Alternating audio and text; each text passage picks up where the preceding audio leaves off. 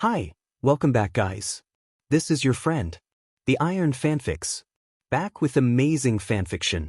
This is the series of What If Deku Had Genetic Shifting Quirk? Now before starting, please give this video a like and subscribe to the channel if you want more videos like this. Now let's get into the fanfic. Izuku's POV. Ever since I could remember, my dad had been an absolute dickhead. He beat my mum and me just because he had the power to. He was the looming threat in my life that never left. His quirk, fire breathing, was the weapon he wielded with absolute disregard. He burned both me and my mother constantly, never allowing the wounds to heal. I had bandages constantly wrapped around my small, frail arms. For a 7-year-old, I was extremely small, often getting confused for a child 3 years younger than me. My mother tried her hardest to protect me, but sometimes she just couldn't. Please don't hurt him. Hisashi, he's a boy, he hasn't done anything. My mum screamed, trying in vain to pull my father away from me. With a swift backhand, my mother was sent flying away from me. Her face already had a blossoming bruise on it. Seeing my mother in that condition pained me. She was such a sweet woman, she didn't deserve this. Yet she stayed with him. I honestly think she had Stockholm Syndrome. "You beach," my father growled. His face was constantly shadowed. All that I ever saw of him were his glowing green eyes. They were nightmare fuel. After my father had dealt a few blows to my mother's small body, he turned his focus to me. "Now, runt, stand up," he snarled, not even giving me the chance to make it to my feet before I was kicked back down. Time skip. After Hisashi was done with his abuse, he stormed from the house, probably going to see his equally as horrid friends. I crawled over to my limp mother and hugged her. Luckily, I still felt her breath tickling my neck as I curled up into a ball beside her and fell into an uneasy sleep. "Hey Deku!" Kaken shouted from his place by the swings. I ran over to him, a big smile on my face. I couldn't wait to tell him the news. "Kaken!" I squealed, running over to the blonde and hugging him tightly. "What's got you so excited, nerd? Did your shithead dad finally leave?" Kaken asked, hugging me back just as fiercely. I pulled away from the hug and rubbed the bandages on my arms gently. I knew I shouldn't have told Kaken about my dad. "And no, Kaken, it had nothing to do with my dad," I whispered, a frown briefly flickering across my face. I shook my head and beamed up at my best friend again. "I got my quirk. It's called Transform. It has nothing to do with my parents' quirks, which is confusing, but it's super cool. I can transform into any animal, person, or object as long as I've seen in before. It could even be a picture. Also, if I transform into a person, I can use their quirk. Isn't that so cool?" I shouted, dancing around the happy blonde. I looked up at Kaken and saw his gentle smile. "That's pretty cool, Izuku," he smiled. I woke up from my dream with a gasp. It had been 3 years since I had last seen Kachon. Our last encounter had been when I told him about my quirk. Unfortunately, my dickhead father had come along before I could demonstrate. I missed Kaken so much. "Izuku, honey," I heard the soft voice of my mother whisper from beside me, "it's time to have dinner." I looked at my mother in surprise. I rarely got to have dinner, only on special occasions or if somebody was coming over to eat. I knew it wasn't anybody's birthday, so who was coming over to eat? My question was answered when a suspicious-looking man sat opposite me at the dinner table. He had pitch-black eyes which seemed to absorb all of the light. His snowy hair fell in waves to his shoulders and his almost translucent skin shone in the dim yellow light of the room. "Hisashi, I don't have the time to delay this any further. Either you deliver what we've asked for or you pay the price," the man rasped, completely ignoring both me and my mum in favor of speaking to my dad. When the ghoulish man had first entered the room, his eyes swept over the bruises littered across both my mother's and my own faces. As if it was common to be hurt by your husband, Dad. Maybe it was. I hadn't seen anybody but my mum, dad, and the occasional stranger for 3 years. "Yeah, I've got the package in the back room. It was hard to get, mind you. I better be compensated for properly," McTv said, adopting an airy tone and waving his hand in the air in a dismissive manner. The man growled in response, his hair floating off of his shoulders slightly in anger. I immediately looked down at my food, trying to make myself as inconspicuous as possible. After a few moments, the tension in the room seemed to reduce dramatically. It seemed as if my dad had stopped the man's anger. "Follow me to the back room, you can collect your package and leave. Izuku, get to bed and stay there." My father growled with his usual malice. I silently bowed to every adult present before scurrying up the stairs to be as far away from the devil as possible. As I climb up the stairs, an eerie feeling of foreboding wrapped itself around my heart. Something bad was going to happen soon. When I got up to my room, I immediately got under the covers of my mattress and curled up into a ball. When my dad was doing business deals I always hid. They seemed dodgy, like something you'd find in a film about gangs and the black market. I didn't expect this deal to go any different to the others. The buyer would pick up whatever the package was, pay my dad, then they would leave. However, as the thunder clapped outside, something deep within my stomach told me that something would go wrong. And something did. "That's enough, Hisashi," the scream of anger jarred me from my light slumber, making me sit up abruptly. "We have a son. You can't do this anymore. What if he finds a dead body in the house? What will you do then?" I recognized the voice as my mother's, except she had never used that tone of voice before. She never raised her voice at me and certainly never at my father, unless she wanted to face Hisashi's wrath. In the eerie silence that followed my mother's outburst, I quietly made my way downstairs. My parents were stood in the kitchen, their figures dark against the artificial yellow light which glowed from the light bulb.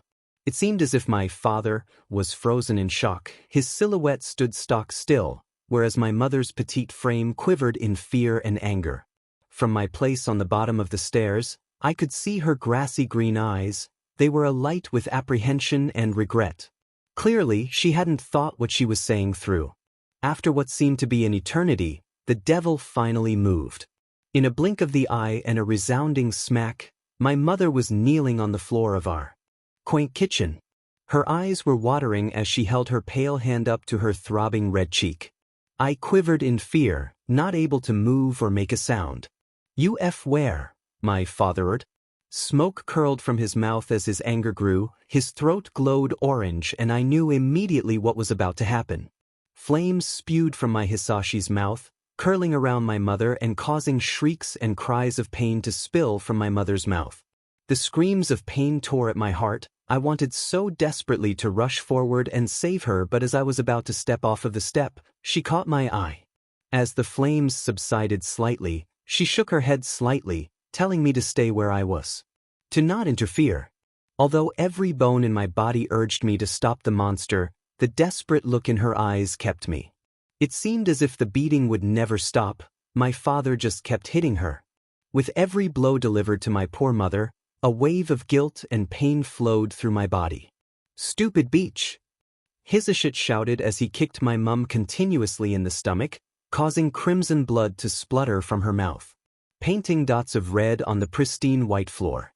"Pibi, please stop," my mum coughed, heaving in labored breaths. "Think of Izu," she stammered. A look of disgust flickered over my dad's face. His lips pulled back into a snarl and smoke rose from his lips again. "That brat isn't any of my concern. He's just proof of how much of a slut you are." Flames roared from Hisashi's mouth, covering my mum, before he stormed from the house, not noticing me sitting on the stairs. I was confused. My mum wasn't a slut. Even though my dad was the shittiest person alive, she stayed loyal to him. I was snapped out of my thoughts when I heard the quiet whimpers of pain coming from my mum. Then silence engulfed the house. I rushed over to my mother, staining my milky skin red as I knelt beside her in a pool of her blood. "Mum," I whispered shakily, shaking her small beaten body carefully. "Mummy," I cried when I received no response. The once bright hopeful eyes of Inko Midoriya were dull. No spark of life shone within the green orbs. My heart lurched in pain as I realized what had happened. My dad had killed my mum.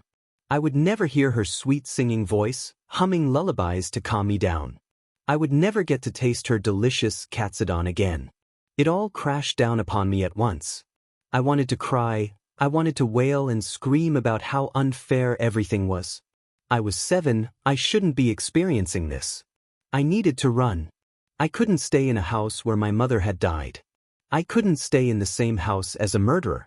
I stood up after placing a delicate kiss on my mother's forehead. I love you so much, Mum, I'll miss you. I choked through barely contained tears before rushing from the house, only stopping to grab the only happy family photo we possessed. Just me, my mum and my dad, all smiling happily at the camera. Out green eyes glowing with joy and love. I ran through the pouring rain.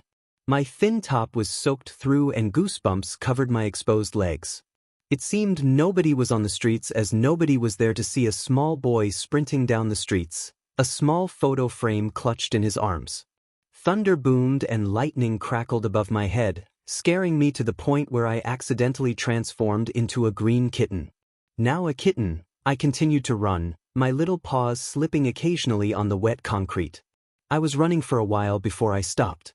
But I had no idea where the heck I was, and the fact that the rain fell in sheet, obscuring my surroundings didn't help. I let out a hiss of frustration. Maybe running away was a bad idea.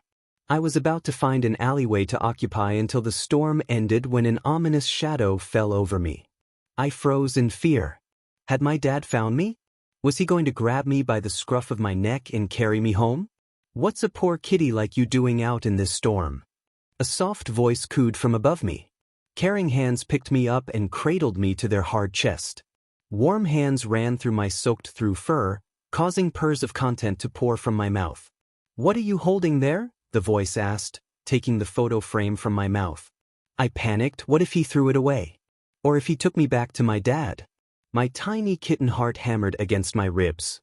I couldn't let that happen. So I did the only thing that I could think of. I transformed. Aizawa's POV. Imagine my surprise when the adorable green kitten I found shivering in the rain transformed into a bruised boy. His huge emerald eyes were blown wide with fear and his snowy skin was littered with purple patches which told a very disturbing story.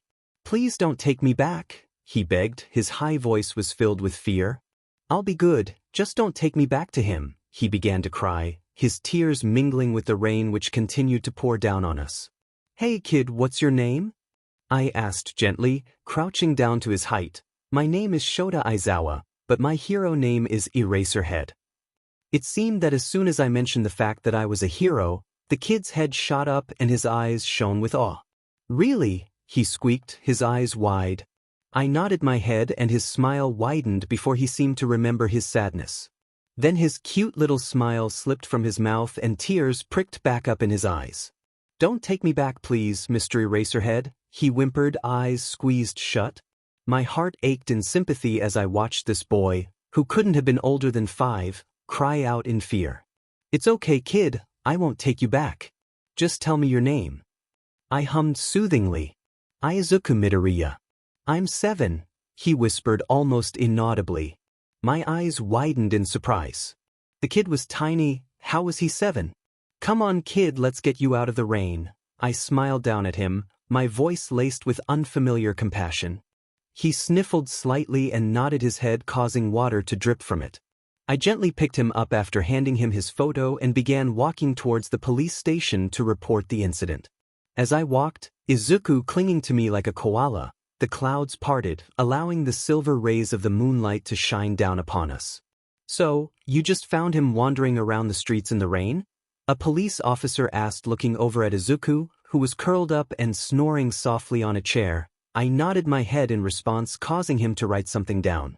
We'd been talking about Izuku for a while, discussing the circumstances in which he was found and the fact that he was clearly abused and malnourished. The nurse had been called and told us that Izuku had development issues because of his malnourishment and that he had several injuries. Practically his entire body was bruised, from his face to his legs. The nurse told us that it seemed as if he hadn't been outside in a very long time. My heart clenched just looking at the poor kid.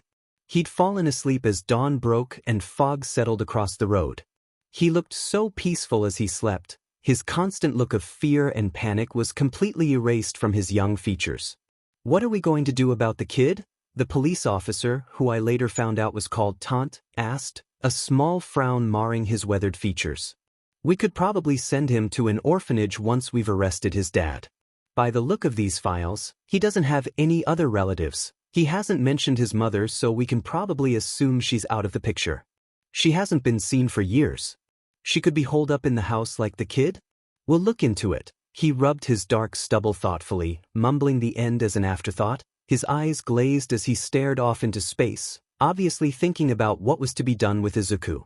Looking over at the child, my heart softened. He had clearly been through a lot, even at his young age.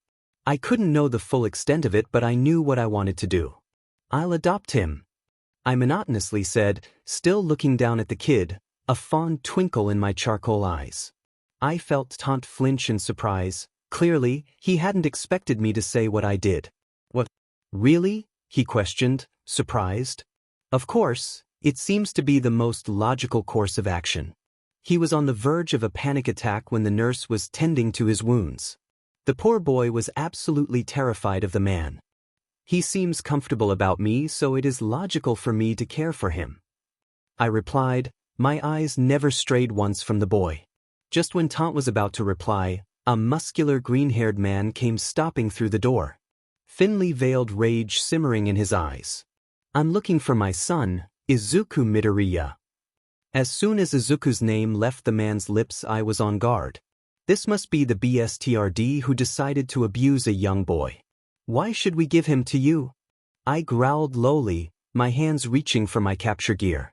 Seemingly sensing my hostility, Izuku began to stir, yawing tiredly and stretching. As soon as Izuku made a noise, the man's head whipped around to look at him. Everything was still for a second before Izuku began to mutter as the man advanced. I'm sorry. I'm sorry. I'm sorry. He repeated the two words over and over again as the man stalked over to him, his face shadowed and his fists clenched. It seemed he had forgotten where he was. Little BSTRD. Thinks he can escape. He's in for it, the sea green-haired man mumbled underneath his breath. I'm not sure if he was trying to hide his words, but if he was failing miserably.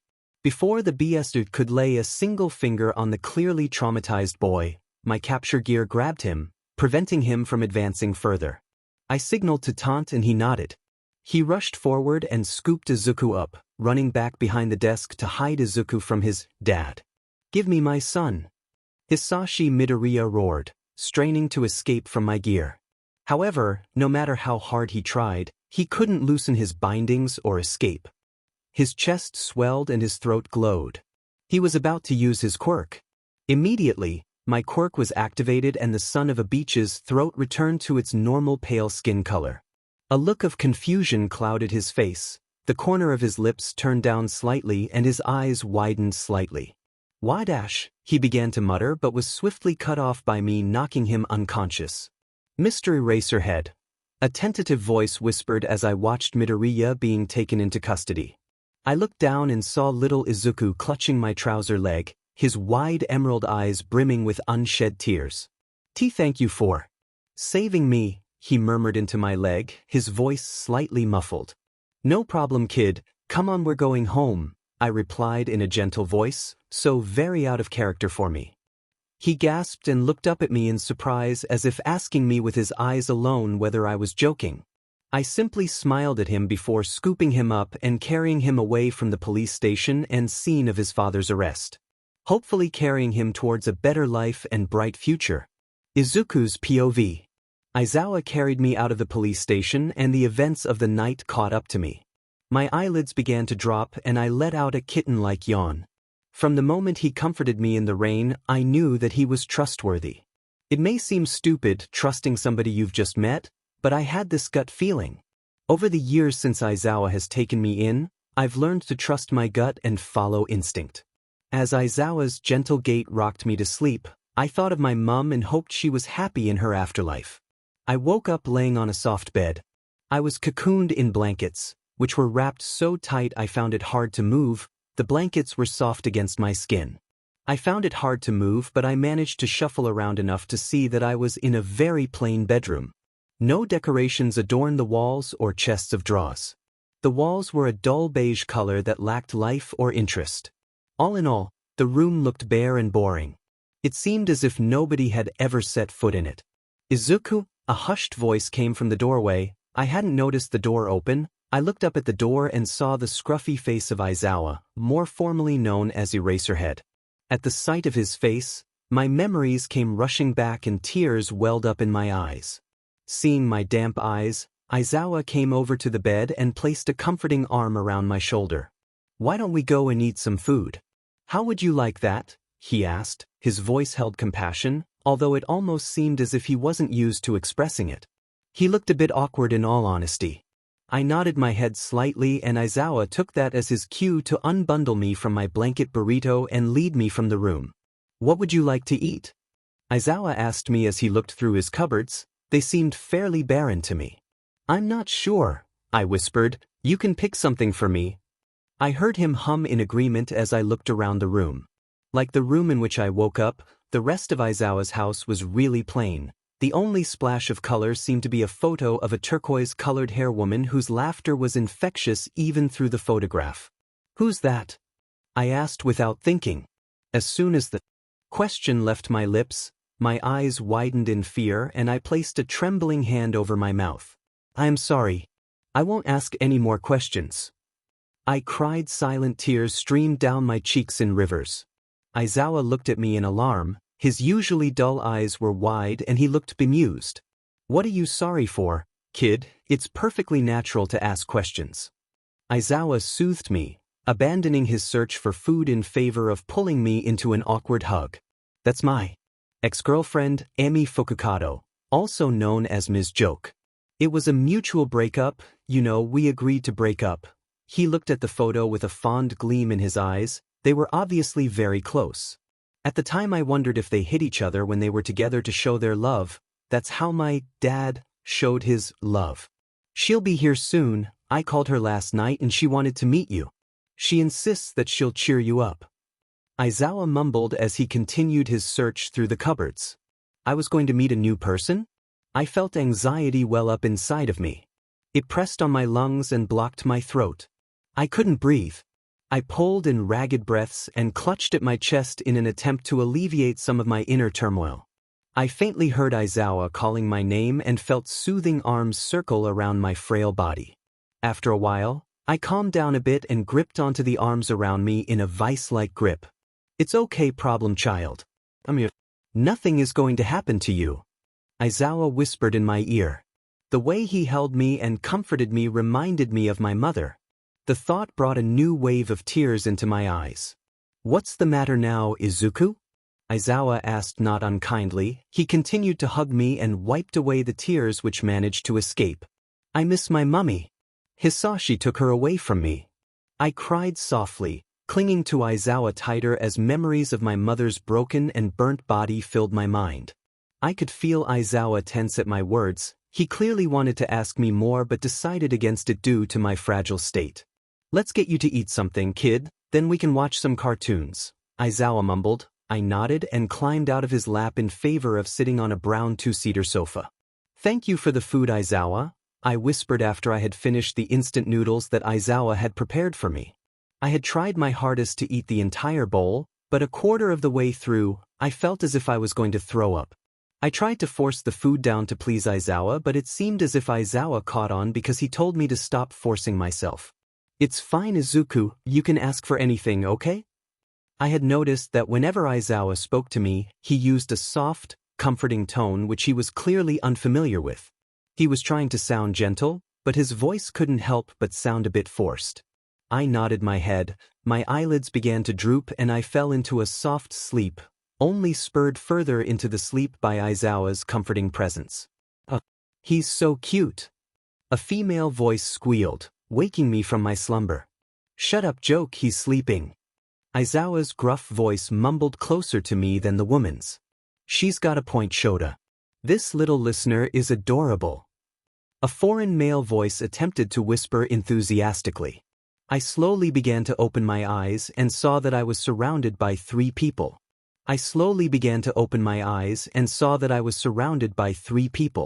The sheer amount of people looking down on me made my heart hammer and my breath speed up uncontrollably. "See, what did I tell? I told you that you'd overwhelm the poor boy and that's just what you two did. Idiots." Izawa admonished the 2 strangers. giving them his signature glare. The two strangers looked upset and mumbled their apologies to me before leaving the room on Aizawa's command. "I'll tell you when to come in," he called to them as they went into the kitchen. "I'm sorry about that, Izuku. We expected you to sleep for a bit longer." Aizawa apologized, pulling me into a hug in order to calm my erratic breathing. I buried my face into his chest and focused on his steady heartbeat to calm myself down. Who are they?" I asked in a minuscule voice. I doubted that he even heard me. "The woman is my ex-girlfriend, you know, the one I told you about, Emi Fukukado. And the man is my friend Hisashi Yamada, or Present Mike," Aizawa explained as he stroked my head. At the mention of my dad's name, my breath immediately hitched, but once Present Mike was mentioned, my apprehension transformed into excitement. "The Present Mike. The voice hero," I exclaimed in awe, my eyes wide. Aizawa chuckled slightly, a warm and rare sound, and nodded his head in confirmation. I began to fanboy, which, unfortunately, made me lose control of my quirk. With a muffled crack, I transformed into a megaphone. I could sense Aizawa's surprise from above me. I can't imagine that little boys commonly turn into inanimate objects around him. "Izuku?" Aizawa asked in amazement. With another muffled crack, I was back as a human, beaming up at Aizawa with my sunshine-like smile. "That was interesting," Aizawa murmured. "So you're Izuku? Oh, aren't you just adorable?" Ms. Joke cooed as she stood a respectful distance away and squished her cheeks. Ms. Joke had insisted I call her Auntie Joke and had already made me squeal with laughter. She had shoulder-length turquoise hair, over which she wore an orange cloth that was tied up at the back. Her pond green eyes shone with mirth and joy. They were scrunched up slightly. I could only assume it was because of the fact that she smiled so much. Her smile was wide, white, and would leave anybody who looked too long blinded. "Shota, if you hurt this adorable bean, I'm going to hurt you," Auntie Joke threatened. Her blinding smile never left her lips. Somehow, that only made the threat even more profound. Aizawa grumbled something about it being impossible for a decent human to harm such a sweet creature, but I ignored him in favor of watching Auntie Joke pull hand puppets out of nowhere. She acted out a comedic play of her and Aizawa beating up some bad guys, enlisting Aizawa's help to play said villains. I giggled sporadically through the performance. I hadn't been that happy in years. They made me forget, even if it was only for a brief time, about everything concerning my mother's death and Hisashi's arrest. "Hello, little listener." Present Mike called in an obviously subdued voice when Aizawa called for him to come in. I shyly waved my hand at him and buried myself further into Aizawa's side. I wanted to try my hardest to trust him after all. He was a hero and heroes were trustworthy, but I had a deep-set distrust of men. Present Mike had long blonde hair which would usually be gelled directly up into the air, but on that day, it fell like a waterfall down his back. He, like Auntie Joke, had green eyes. However, his eyes were a more intense green than hers. "No need to talk, little listener, I can talk for us. You're adorable, you know. How is it possible for somebody to be that cute? Can I sit here?" he asked, pointing to a seat opposite me. I slowly nodded my head in confirmation. He smiled at me and settled himself into the beige armchair and began rambling on about his hero work and radio show. I listened intently, hanging on to every word which passed his lips. In the background of a particularly enthralling story about the time Present Mike lost his voice during a fight, I heard the click of a camera going off. At the time, I ignored it, but 13 years later, that photo is framed on the wall of Aizawa's house. "Thanks for having us, Izuku. You just tell Shota to call us if you want to see us, okay?" Auntie Joke smiled as she gave me a very quick hug. "I will," I whispered, the first thing I had said all day. The three adults looked at me in shock, their eyes wide and mouths agape slightly. After a moment or two of them staring at me, I began to wonder if I had done something wrong. An apology was on the tip of my tongue when Auntie Joke broke out into tears of joy. He spoke. "Oh, this is amazing. You're too pure, Aiza-dash." She probably would have continued to sing my praises if it weren't for Aizawa covering her mouth. "Calm down, Emmy," he said 2 words. "You're gonna scare the poor boy again. Go home, both of you, you'll see him again." Aizawa grumbled before taking his hand away from Auntie Joke's mouth and picking me up. We waved goodbye to Auntie Joke and Mike before we re-entered our house and settled down to watch TV. "Oi, Izuku," Aizawa began, turning away from the newest All Might's Animated Adventures episode. I nodded my head to show I was listening. "I need to know a bit more about you. I'm going to be looking after you from now on, so it's best if I know what you like and don't like. Stuff that will help me take better care of you. I also need to know what happened to your mum." Aizawa softly murmured. As soon as he mentioned my mum, my posture became rigid. I wasn't ready to speak about that. Although it seemed as if I had known Aizawa for my entire life, I had only met him yesterday. It had only been 48 hours at most since my mother had left the world. But he couldn't possibly know the tragedy was still fresh in my mind. My breathing became erratic as my mind wandered back to my mother's broken body. Her crimson blood staining the pearly kitchen tiles. Her emerald hair spread around her head in a halo. Her snowy skin marred with disgustingly red welts and burns. Aubergine and yellow bruises on her wrists, waist and thighs. My heart ached as I remembered the scene. Tears streaked down my cheeks in rivers, pooling in my lap. I was so lost in my thoughts that I didn't notice Aizawa take my face in his rough hands. I didn't notice his reassuring words, assuring me that I could tell him when I was ready. I cried for what felt like hours. Soon enough, I fell into an uneasy slumber in Aizawa's lap. Aizawa's POV. 3 weeks had passed since I told Izuku that I'd have to ask him about his mother. I hadn't brought the topic up since and just continued on normally. Izuku seemed happy enough. He was looking a lot healthier since coming to live with me. Occasionally, Emi and Hizashi would come and visit, bringing Izuku gifts to decorate his bedroom. Already the room was out of place in my bland house. Emi had come over mere days after Izuku arrived and painted the spare bedroom blue and yellow, making the room an eyesore in my opinion. But Izuku seemed to adore it, thanking Emi over and over again. Hizashi had also played his part. He came over one day with at least 5 bags full to the brim with toys and clothes. Izuku refused to take them at first but was forced to. That kid was spoiled rotten. In the 3 weeks since I had adopted Izuku, I had learned that his quirk was called transform, and that he could change into any living or inanimate object provided he had seen at least a picture of it before. Apparently, this quirk also meant that he could transform into people.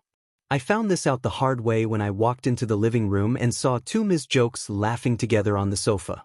That was a shock. It did not help when I was hit with the sudden urge to laugh. As tears welled up in my eyes from the sheer amount of laughter that bubbled in my throat and spewed from my mouth, I glared at the 2 people sitting in front of me. "See, I can use the quirk of whoever I transform into," one of the Jokes explained as my laughter stopped. "That's such a cool quirk, Izuku," the other one exclaimed in joy. With a muffled crack, the first Emi disappeared and was replaced with my very own problem child. I glared at the 2 and continued through the living room. I really didn't have the heart to yell at Izuku. "Izuku, come have lunch please," I called from the kitchen. I heard the soft pitter-patter of feet hitting the wooden floor as Izuku ran.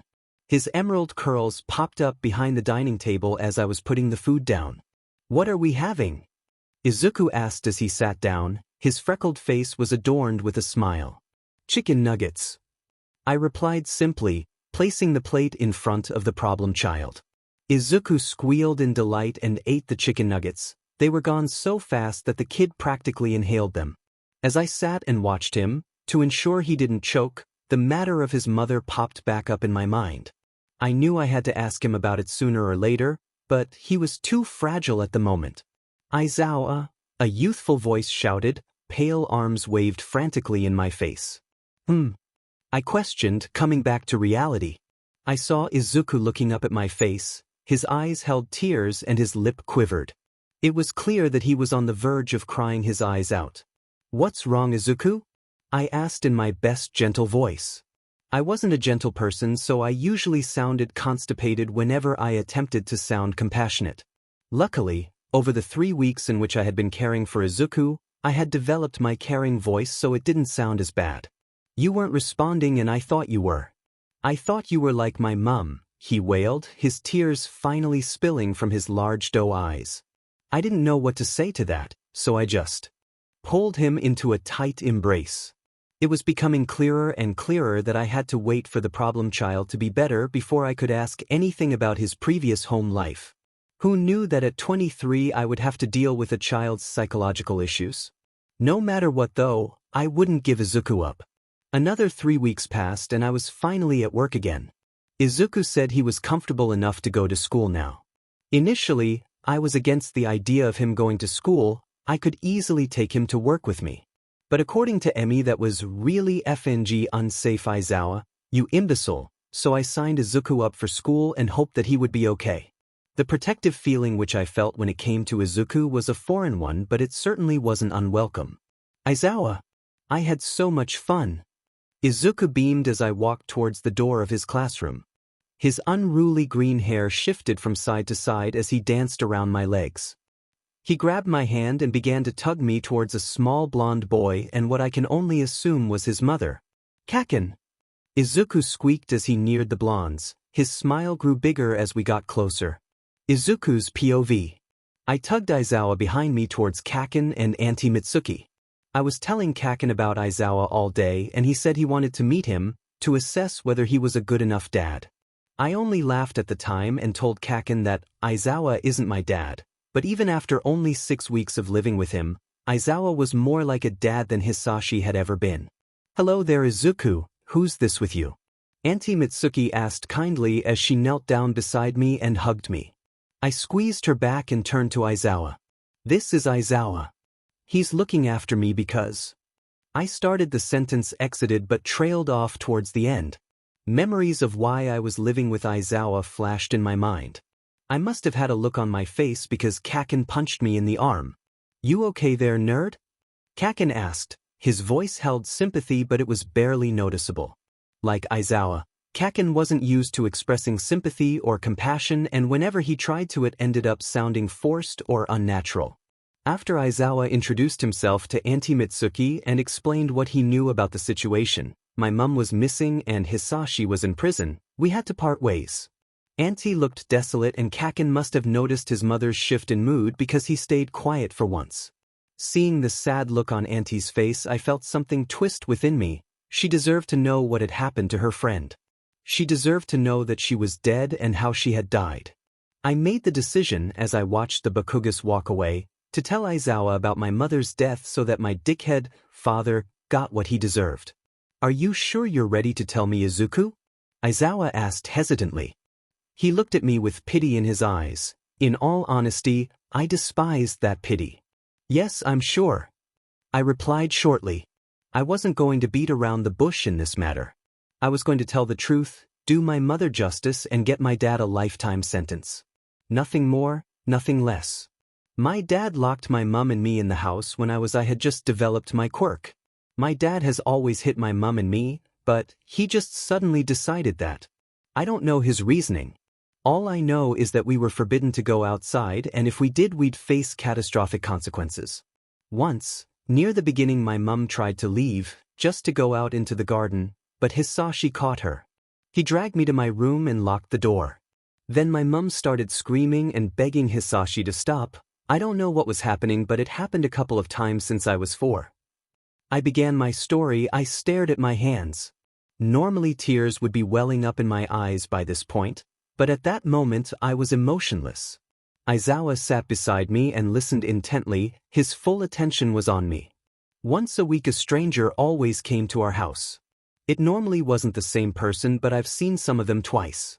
When they came, they'd have dinner with us. It was the only day when I was allowed to eat dinner. Normally, I got a piece of fruit and that was it.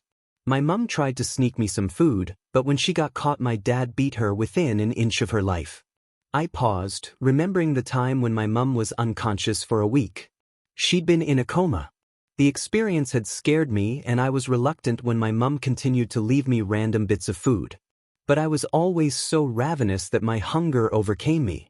The day I ran away, a white-haired man came to dinner and discussed picking something up from Hisashi.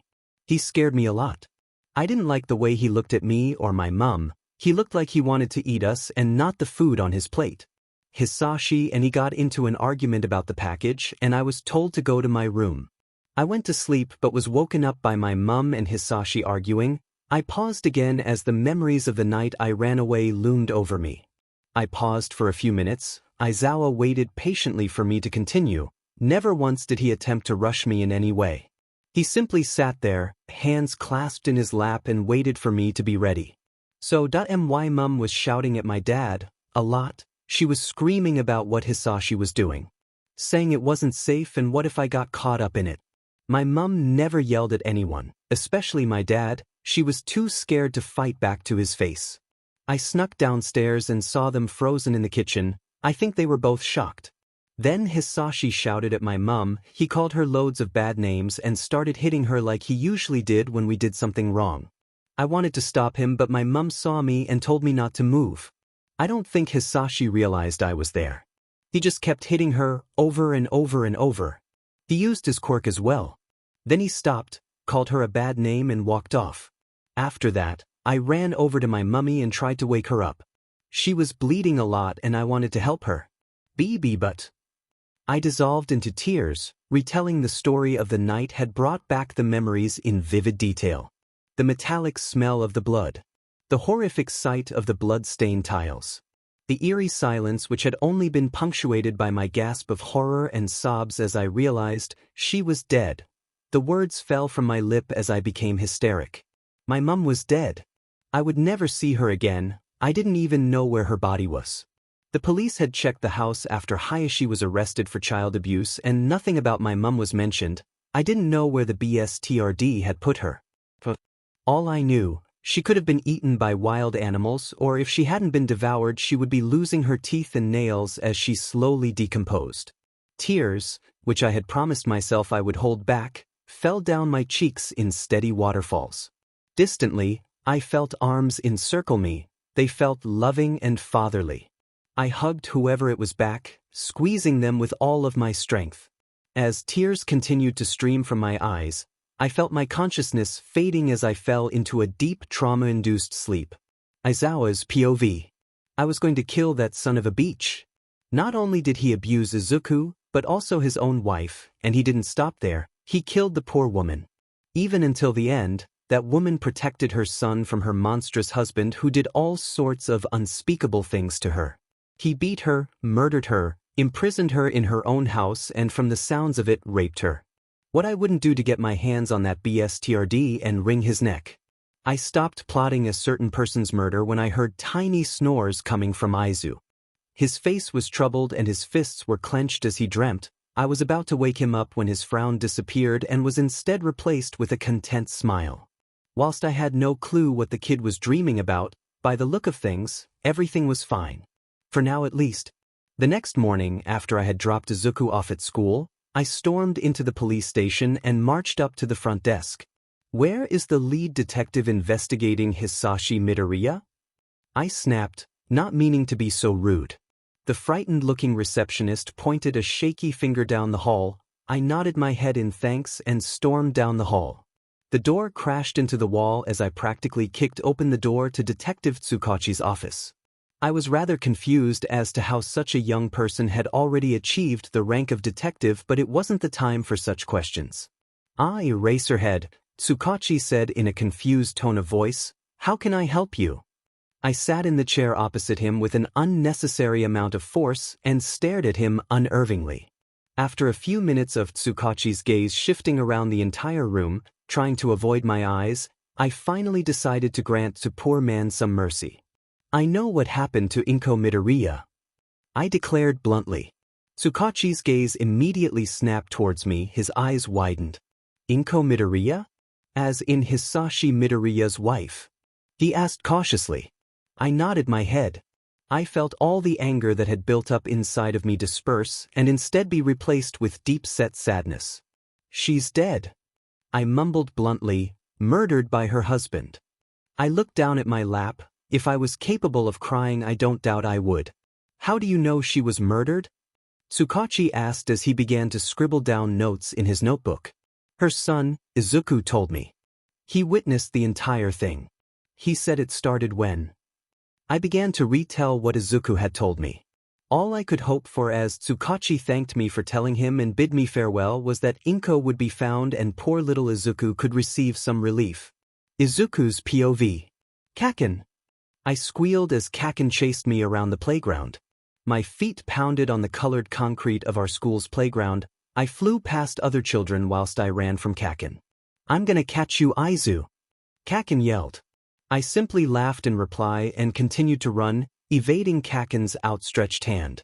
The game we were playing was going to last a long time. Can you come to my house, Izu? Kaken whined as we put on our coats. I shrugged and turned away to pick up my bag. It depends on what Aizawa says. Kaken huffed and pulled his coat on aggressively, muttering obscenities under his breath. I chuckled at Kaken's attitude. It was like he was throwing a silent tantrum. Look, your mum and Aizawa are coming over. We can ask them. I pointed over to the school entrance. The two adults were talking to one another, and by the somber look on Auntie Mitsuki's face, Aizawa was breaking the news to her. Kaken didn't seem to notice the tears which threatened to spill from his mother's eyes because he ran over and began to bug her about me visiting. Can Izu vis dash? Kaken whined before noticing the tears in Auntie Mitsuki's eyes and the sad look on Aizawa's face. What's going on? He asked, his tone inquisitive. He looked up at Aizawa for answers, seeing as his mother was stood in shock, his eyes blazed with questions. His face was its usual hostile mask, but I could see that fear was beginning to settle into his crimson orbs. Aizawa looked down at Kaken with pity in his eyes. Kaken flinched upon seeing Aizawa's pity. If I knew one thing about Kaken, it was that he hated pity. He thought that if somebody pitied you, they thought you were weak. Spit it out, old man. Why is the hag crying? Kaken spat venomously. The fear he was feeling made him rude. Well, he was rude to begin with. Kaken never had the best social skills. But the look in his mother's eyes and frown on Aizawa's lips heightened his fear. He wanted answers. Aizawa let out a heavy sigh and knelt in front of Kaken, placing a comforting hand upon his shoulder. Izuku's mum, your Auntie Inko, was killed. I was just telling your mum about it. Aizawa didn't sugarcoat it.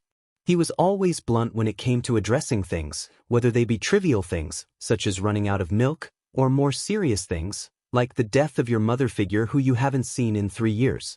Kaken stood motionless, like his mum, for what felt like an eternity. His face was a blank canvas and his eyes looked dead. When he finally snapped out of his shock, his head snapped up to me. Why didn't you tell me, Deku? He whispered. His voice was raw with emotion and his eyes glistened with unshed tears. I didn't know what to say. What could I say? I had planned to tell him, but talking about the death of my mum was hard. I'm sorry, Kaken couldn't. I didn't. I stuttered over my words, trying to explain to him. I couldn't get the right words out though. Aizawa took pity on me and calmly addressed Kaken. Izuku had to watch it happen, Bakugo. He only told me about it a few days ago, and that's after me looking after him for a month.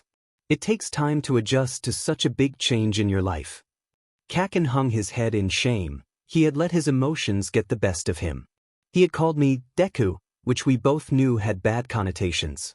Sorry, Izuku, he mumbled, looking up at me. I could see the regret written on every feature of his face. I nodded and opened my arms, offering him one of my hugs. When we were younger, Kaken, my mum and Auntie Mitsuki had said my hugs were magical. They had the ability to cheer anybody up. Kaken fell gratefully into my arms, squeezing me back as tears began to leak from his eyes. After Auntie Mitsuki had come out of her shock and tearfully thanked Aizawa for breaking the news to her, Kaken and I went our separate ways. Any ideas of asking our guardians to visit each other's house forgotten. It was clear to me that the Bakugo family would need time to adjust to the sudden news. I knew that Auntie Mitsuki was holding on to hope that we would escape Hisashi together, and she would be able to see her best friend again. When Aizawa told her my mum was missing, she continued to hold on to that hope. She refused to accept the worst-case scenario. In reality, the worst-case scenario had come to life. The news must have shattered her world. Come on, problem child, Mike is visiting tonight, Aizawa mumbled, grabbing my hand and guiding me away from my primary school. Shota! Mick's voice echoed through the house as he practically kicked down our front door. I saw Aizawa roll his eyes at his friend's dramatics, Sometimes I honestly wondered how the two men managed to keep a good relationship. I brought pizza. Mike yelled as he entered the living room and placed the pizza atop the coffee table. Really? I cheered excitedly. I remember when I was younger I had loved pizza. I hadn't had it in years.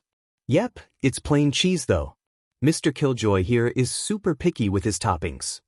Mike whispered the latter part of the sentence to me, giving me a conspiring wink.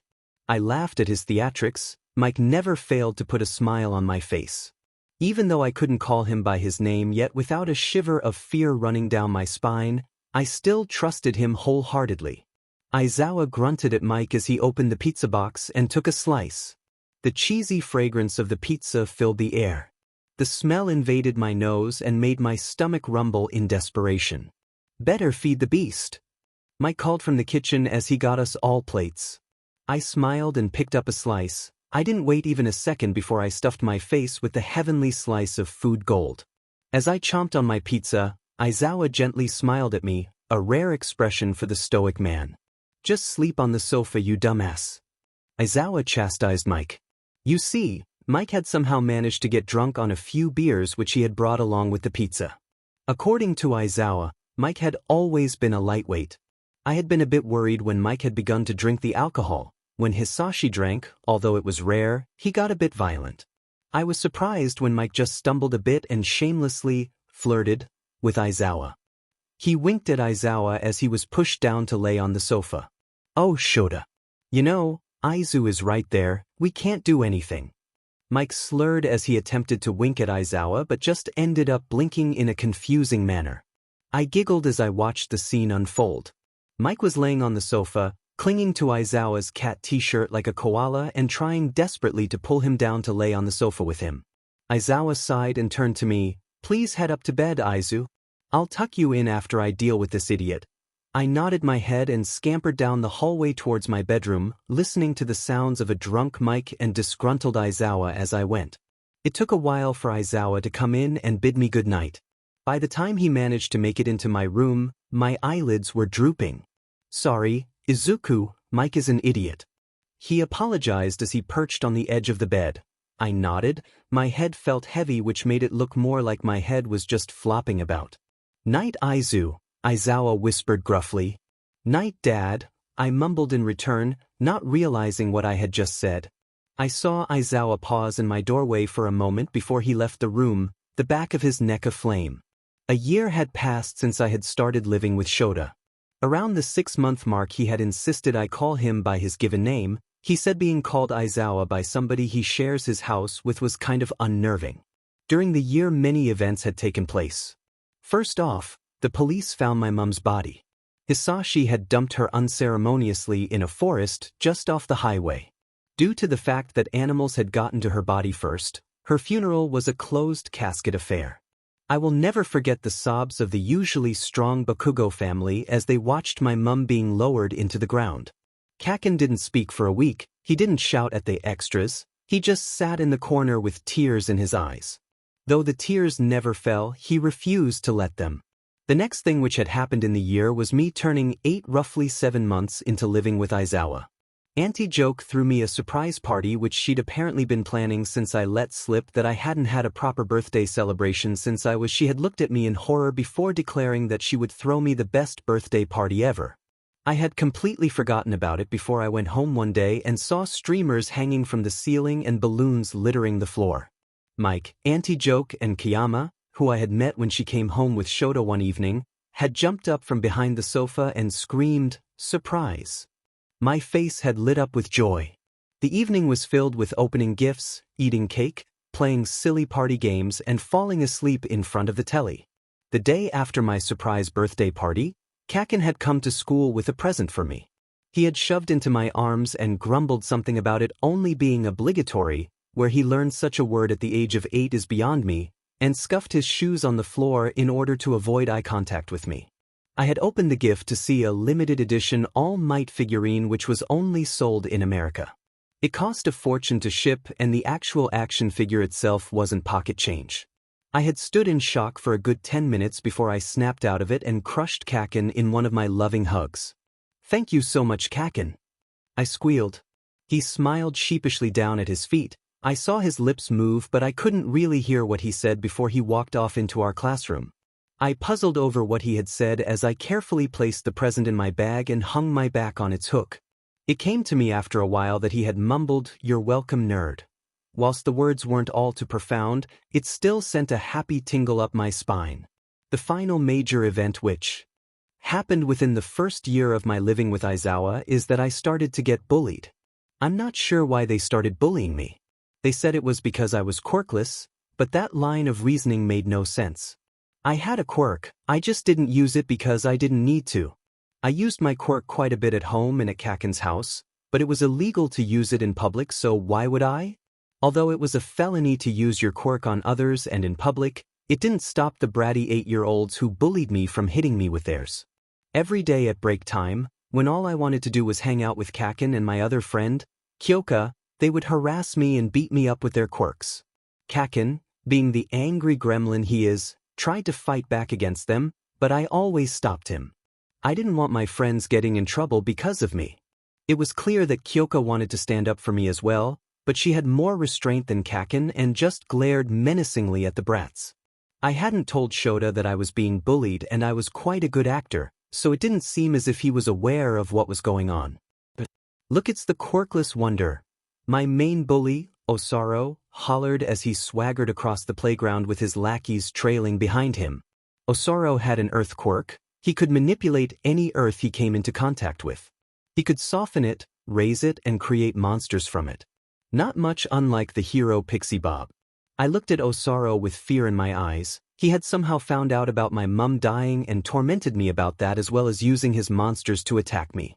For some reason, he never let his followers attack me, but they still threatened me with their quirks. "Gee, go away, Osaru." I squeaked as I began to walk away. "I have a quirk, I just don't use it." I knew that by talking back I was inbound for some trouble, but I couldn't be bothered with Osaru and his stupidity. Plus, Kaken and Kyoka weren't in school that day. Kaken had a doctor's appointment and Kyoka was visiting her cousins in England. So I was all on my own. Well, look at this. The loser thinks he can stand up to me. Osaru laughed, looking back at the other two brats, cueing them to laugh along with him. They let out nervous chuckles and made crude faces at me. What did I ever do to deserve this? I simply stared at the boys in disinterest and began to walk away like I usually tried to do when suddenly I was sent flying by a tremendous force. I sailed halfway across the playground before I skidded along the gritty concrete of the floor, skinning my face and hands in the process. I felt tears begin to spring into my eyes at the pain. I sniffed, desperately trying to stop the tears from flowing down my face. Blood began to trickle from my hands and face. The hot blood warmed my hands in the frigid January air. The sight of the blood only made it harder to hold back my tears. My injuries, no matter how insignificant they were, brought back unwelcome memories of nights spent nursing wounds. Nights spent hearing my mother's screams of pain. Memories of Hisashi Midoriya. I was brought from my reverie by a sharp kick to the stomach, sending me rolling across the floor. "What's that look on your face?" Osaru taunted as he looked down at my pitiful body. The sun shone in my eyes, making Osaru's silhouette look suspiciously like Hisashi's. "Obuhu. Look at the tears in his eyes 'cause he knows he's useless. He's such a crybaby." Osaru cackled evilly. His smirk reminded me of Hisashi. The way he spoke reminded me of Hisashi. I didn't like it one bit. "I bet your mum killed herself. Bet she couldn't stand being around a shithead like you," he snarled. When those words were hissed at me, something within me just snapped. Something within me just snapped. I felt myself let go of everything which held me back from using my quirk. I let go of the happy facade I put on to please my friends, family, and keep up appearances. I simply snapped. "Look at this. What's the matter? Don't like hearing the truth. That you're a useless disappointment who got his mum killed. I cut Osaru off with a steely glare, silencing him immediately. "Shut up," I whispered just loud enough for him to hear. A sadistic grin spread across Osaru's face. His eyes lit up with an evil light. "You think you can talk back to M-?" Osaru's words were cut off as his head whipped to the side, the sound of my hand colliding with his face resounding around the hushed playground. Several people gasped in surprise at the scene unraveling in front of them. Never in their life did they think Izuku, useless, Midoriya would harm anyone, even if that person had harassed him for months on end. Osaru turned back around to look at me. A trickle of blood leaked from his nose. Pure rage burned like hellfire in his onyx eyes, and when his disdain-filled gaze locked onto my face, I had to stop myself from flinching. He stalked towards me. His fists were clenched, and I knew that he was going to hurt me with both his quirk and his fists. I could feel my knees begin to shake. I tried my hardest to hide my fear, but my body language clearly showed how scared I was because Osaru began to sneer. "What's this? Is little Izuku scared that his big bad bully is going to hurt him?" he mocked in a babyish voice. I wanted to disappear. Punching him had been a spur-of-the-moment thing, goaded out of me by the mention of my mum. "What, are you not going to fight back? I knew that you were a effing coward." Osaru snarked, finally coming to stand directly in front of me. He once again looked down on me with evil eyes. His pupils were dilated in anger, and the ever-present smirk on his face barely hid his anger. I opened my mouth to apologize but was cut off when a fist sailed straight towards me. My head was thrown back forcefully as Osaru's fist landed on my cheek. Pain flared from the contact point and brought tears to my already watery eyes. I didn't get a break before another fist, this time covered in stone, was flying towards my face. I jerked my head out of the way just in time before it hit the ground, creating an ominous cracking sound. When the fight ended later, I would see that the ground was cracked and dented. There was no way I would have survived the punch. "Don't move, crybaby," Osaru hissed just loud enough for me to hear over the loud chants of "fight, fight, fight," which filled the air. It was a miracle how no teacher had yet come out to see what was happening.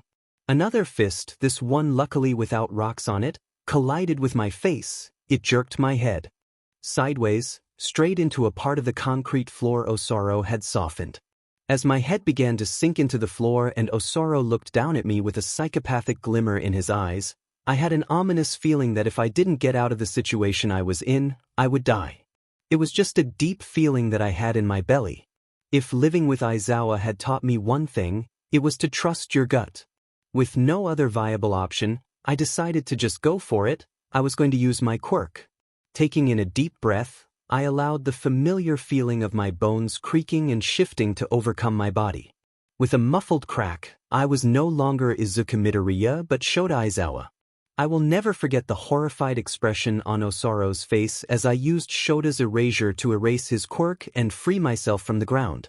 I stood up and looked down at Osaru from Shota's height of 6 feet. Looking down at all the kids in my class felt weird. They all looked minuscule from my position towering over them. Feeling like I had broken the law, which technically I had, I quickly changed back to my usual body. With the same muffled crack that transformed me into Shota, I transformed back into my body. Osaru still stood shocked, and the entire playground held their breath anticipating his next move.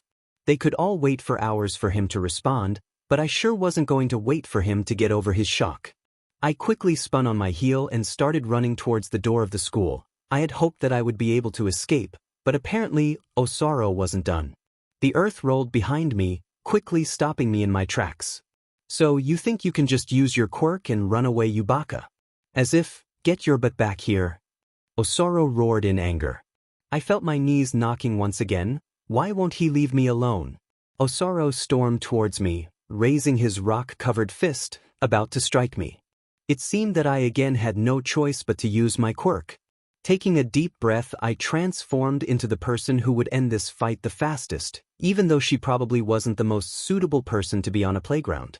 With a muffled crack and a cloud of perfume smoke, I stood tall and proud as Kiyama, also known as the R-rated hero, Midnight. Several children squealed in horror at Midnight's revealing costume. They turned their heads faster than a whip and looked determinedly away. Osaru simply stared at me in a weird cross between horror and awe. He began to shake off his surprise, about to attack again, but I put a quick stop to his oncoming attack.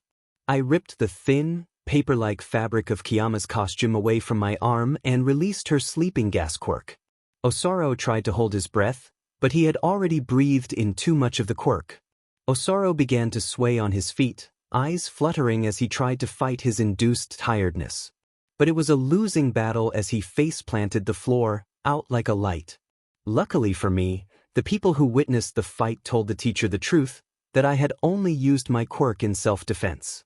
I wasn't reprimanded by any teachers and Osaru was the one who got a punishment of suspension for 3 days. It seemed as if I had beaten my bully. What am I going to do with you, problem child? You should have told me you were being bullied. Shota sighed heavily later that night. He looked extremely worried and his hair was slightly messy from him running his hand through it. I looked down at my lap in shame. I hadn't meant to worry him. I'm sorry, Shota. I didn't want to bother you with my problems. I whispered inaudibly. Shota looked at me and shook his head slightly.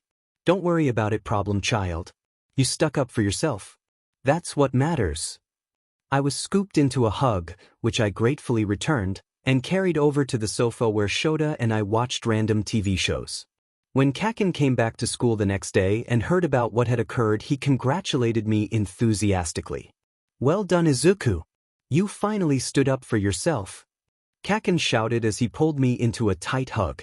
I laughed slightly in his ear and rolled my eyes at his melodramatic attitude. You're acting as if I saved the world, Kaken, I sighed good-naturedly. Kaken pulled back and said in a serious tone which kind of scared me, we're both going to save the world when we become heroes like All Might and Shota. The tone with which he spoke was so unnatural compared to his usual flamboyant and angry tone. I smiled at him and wordlessly promised to be a hero and save people with him by my side. Shota's POV. For months had passed since I found out that Izuku was being bullied. I had reassured him several times that he could come and speak to me if he was ever bullied again. He always replied that he would, although I wasn't sure if he was telling the truth. In all honesty, I was just glad that he had friends. Kids who don't flaunt their quirks can sometimes be alienated by their peers. Jiro and Bakugo were so kind to Izuku and helped him when he had flashbacks of living with his father. Whilst these flashbacks were far and in between, they still affected Aizu heavily. Shota. It's Kaken's birthday tomorrow. We need to get him a present. Izuku screamed as he rushed down the hall of our house. He was clutching all of his pocket money in his hands and was bouncing on the ball of his feet in anticipation. Okay, geez, calm down, problem child. I laughed gently. Izuku never failed to get a laugh out of me. He is amongst only 4 people who can get me to laugh. Hurry up, Shota. We need to get Kaken the perfect present. Kyoka said that she's giving Kaken drumming lessons and it's going to be hard to beat that. Izuku huffed. He was pushing me towards the front door, not even giving me a second to pick up my phone, keys, or put my shoes on. Chill, Aizu. Just let me get my stuff and then we can leave. Okay? I asked him. I tried to placate Izuku and it sort of worked because he huffed once more and went to wait for me outside. When he wanted to be, that kid could be scary. Izuku was sat on the floor outside the front door. He was counting his money with a look of absolute concentration on his face. He was mumbling at 100 miles per hour, wondering if Bakugo would like an All Might poster or maybe some drumsticks considering he got a drum set not too long ago. Come on, problem child. I whistled. Izuku's head snapped up to look at me before he scrambled to his feet and trotted over to me. Come on, Aizawa. I think I know what I want to buy Kaken. Izuku squealed with an excited gleam in his forest canopy eyes. I smiled at the pint-sized troublemaker before me and held out my hand for him to take. He took my hand and pulled me along towards the shopping center. When we arrived at the shopping center, Izuku continued to drag me wherever he wanted to go. We weaved in and out of the bustling crowds. Occasionally we would be jostled and I would have to shout back an apology as Izuku rushed onwards. We finally arrived at the shop which Izuku wanted to go to. I looked up at the shop sign and then down at Izuku in bemusement. What are we doing here? Are you buying him a dash? I was abruptly cut off by Izuku. He grabbed my hand and dragged me into the shop. I'm going to buy him multiple things. They may not be as good as Kyoka-chan's drum lessons, but oh well. Midway through the sentence, Izuku's tone changed from annoyed or stressed to content. I guess it's true that your quirk influences your attitudes. Aiza's moods changed so fast that sometimes I felt like I had whiplash. Thank you. Izuku smiled at the cashier. The woman returned his smile and waved goodbye before calling upon the next customer. You satisfied with the gifts? I asked as we strolled leisurely through the shopping center. Yeah. I can't wait till I give them to Kaken. Izuku bounced around me, the black plastic bag in his hand swung around and nearly hit a few people as we passed them. Be careful there, you're hitting people. I chastised him. He stopped jumping and looked around for a few seconds before smiling sheepishly and settling beside me to walk properly. Just as we reached the door to the shopping center, a loud explosion echoed from the car park. Instantly, my capture gear was in my hands. I surveyed the surrounding area in hopes of finding a place to put Izuku so that he was safe. I spotted a little alcove between two potted plants and rushed over to it. Stay here, Izuku, okay? Transform into a potted plant, nobody will target you then. I whispered hurriedly. Izuku nodded, his eyes were swimming with fear. The sight broke my heart. I just wanted to stay and guard my problem child, but I had a duty as a hero and I sure as hell wasn't going to stand around and let innocent people be put at risk. A muffled crack jolted me out of my thoughts. Izuku had transformed himself into a small potted tree in a white ceramic pot. It was the exact same kind as the two which stood like guards beside him. I'll be back as soon as possible, I promised before I rushed to the car park. Get back! The idiotic villain hollered to the heroes surrounding him. In his hand, he held a bulging bag full of what looked to be jewelry, and at his feet, a teenage girl wept in fear. A hero tentatively took a step forwards, hands up in order to try to calm the villain. The villain didn't take that too kindly. I said stay back. You deaf or something? The villain roared, making a sweeping gesture with his hand. Cars flew towards us, each one surrounded in a faint red glow. I expertly evaded the cars and spun around to look at the villain. As soon as my eyes connected with the man, I activated my quirk. The cars which had still been airborne suddenly dropped to the ground with loud crunches. Taking advantage of the villain's confusion, I shot out my capture scarf and grabbed onto the hostage. I yanked the shaking girl back towards me. She stood on shaky legs, her mouth was agape, she was still in shock. I handed her to a close-by hero and ran into battle, using my capture scarf to propel me forwards. I could feel my eyes beginning to itch as the need to blink crept up on me. I needed to end the fight quickly. I flew towards the perp, my foot aimed at his face in order to knock him out. Luckily for me, my kick is rather strong and the villain wasn't prepared in any way, so when my foot connected with his head, he was out like a light. After handing the villain off to the other heroes, I rushed back into the shopping center to find Izuku. I ran over to where I had left him and was relieved to see that he was still there, still disguised as a potted plant. You can transform back now, I said monotonously. With a whip crack, Izuku stood before me, clutching the plastic bag in his hands. Is the villain gone? He asked, his tremored in fear. Maybe the loud noises had triggered something to do with his past home life. He seemed to be half in his head and half present. The glazed look in his eyes told me everything I needed to know. I pulled him into a hug and stroked his hair. Yeah, he's gone. Why don't we head home? I whispered as I stood up and took his hand, leading him out of the shopping center. As we passed the villain being loaded into a police car, Izuku's eyes were blown wide with awe. Who took him out? How did they do it? Was the fight cool? Izuku fired questions at me one after another, never once giving me a chance to answer. It was good to see him fanboying. It meant that he was no longer stuck in his own head. He was present with me. Once Izuku paused to take a breath, I quickly jumped in to answer his questions. I took him down with a kick to that face which knocked him out. I guess the fight was cool, but what's important is that nobody got severely hurt. Izuku looked at me in a way that made me chuckle. The reason I became an underground hero was so that I didn't have to deal with fans and the media, but I didn't mind watching Izuku geek out about my battle exploits. Even if it was the height of irrationality, I relished in Izuku's praise. Izuku's POV. I was still gushing over Shota's battle exploits when we got home. I only stopped when Shota reminded me that I still had to wrap up Kaken's presents for the next day. I rushed to my All Might-themed bedroom and set down the bag only to run back out of my bedroom a minute later because I needed wrapping paper, scissors, and sellotape. I finished wrapping the presents, albeit sloppily, and placed them near the foot of my bed on a pinewood toy box. I couldn't wait to give the presents to Kaken. I wasn't sure if it would measure up to Kyoka's gift of drum lessons, but I'm sure that Kaken would appreciate my gift no matter. I patted the gifts fondly before I left the room to bug Shota about his fight against the villain, snagging my hero's analysis book on my way out. Izuku, we need to leave for Bakugo's house now if you don't want to be late. Shota shouted from the living room. I quickly rushed around my room, collecting Kaken's present and my jacket before I scurried down the corridor towards the front door. It seemed as though I was going to fast because I ran headfirst into the front door. Groaned in pain as I sat up and rubbed my head.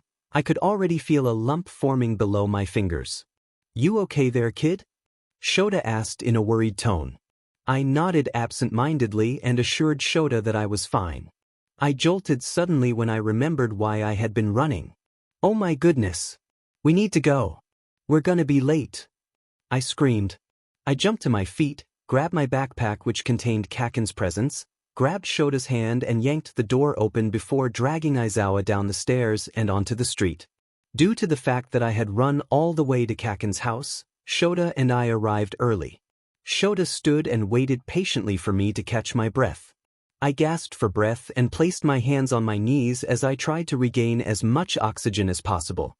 How can White, praise All Might, I can't breathe, I gasped. How can you breathe? We ran for 10 minutes straight? I asked Shota. Shota looked at me as if I had said something which greatly offended him. I'm a pro hero, he deadpanned. I felt my face and ears heat up as his words sunk in. Of course, he could run for 10 minutes consecutively. Yeah, let's go in. I muttered in embarrassment, trying to calm down my red face. I could feel Shota's amusement as I walked up to the front door of Kaken's house and knocked. I see. Kaken yelled as he opened the door and hugged me. Katsuki! Stop yelling! I heard Auntie Mitsuki shout from somewhere deep within the house. Kaken made a sour face and turned around, mouth poised to yell some sort of obscenity back at his mum, but my hand on his shoulder and the slight shake of my head stopped him. He rolled his eyes and beckoned me and Shota into the house, walking us to the living room which was decorated with orange and red streamers hanging from the ceiling. Black balloons with miniature explosions on them decorated the floor.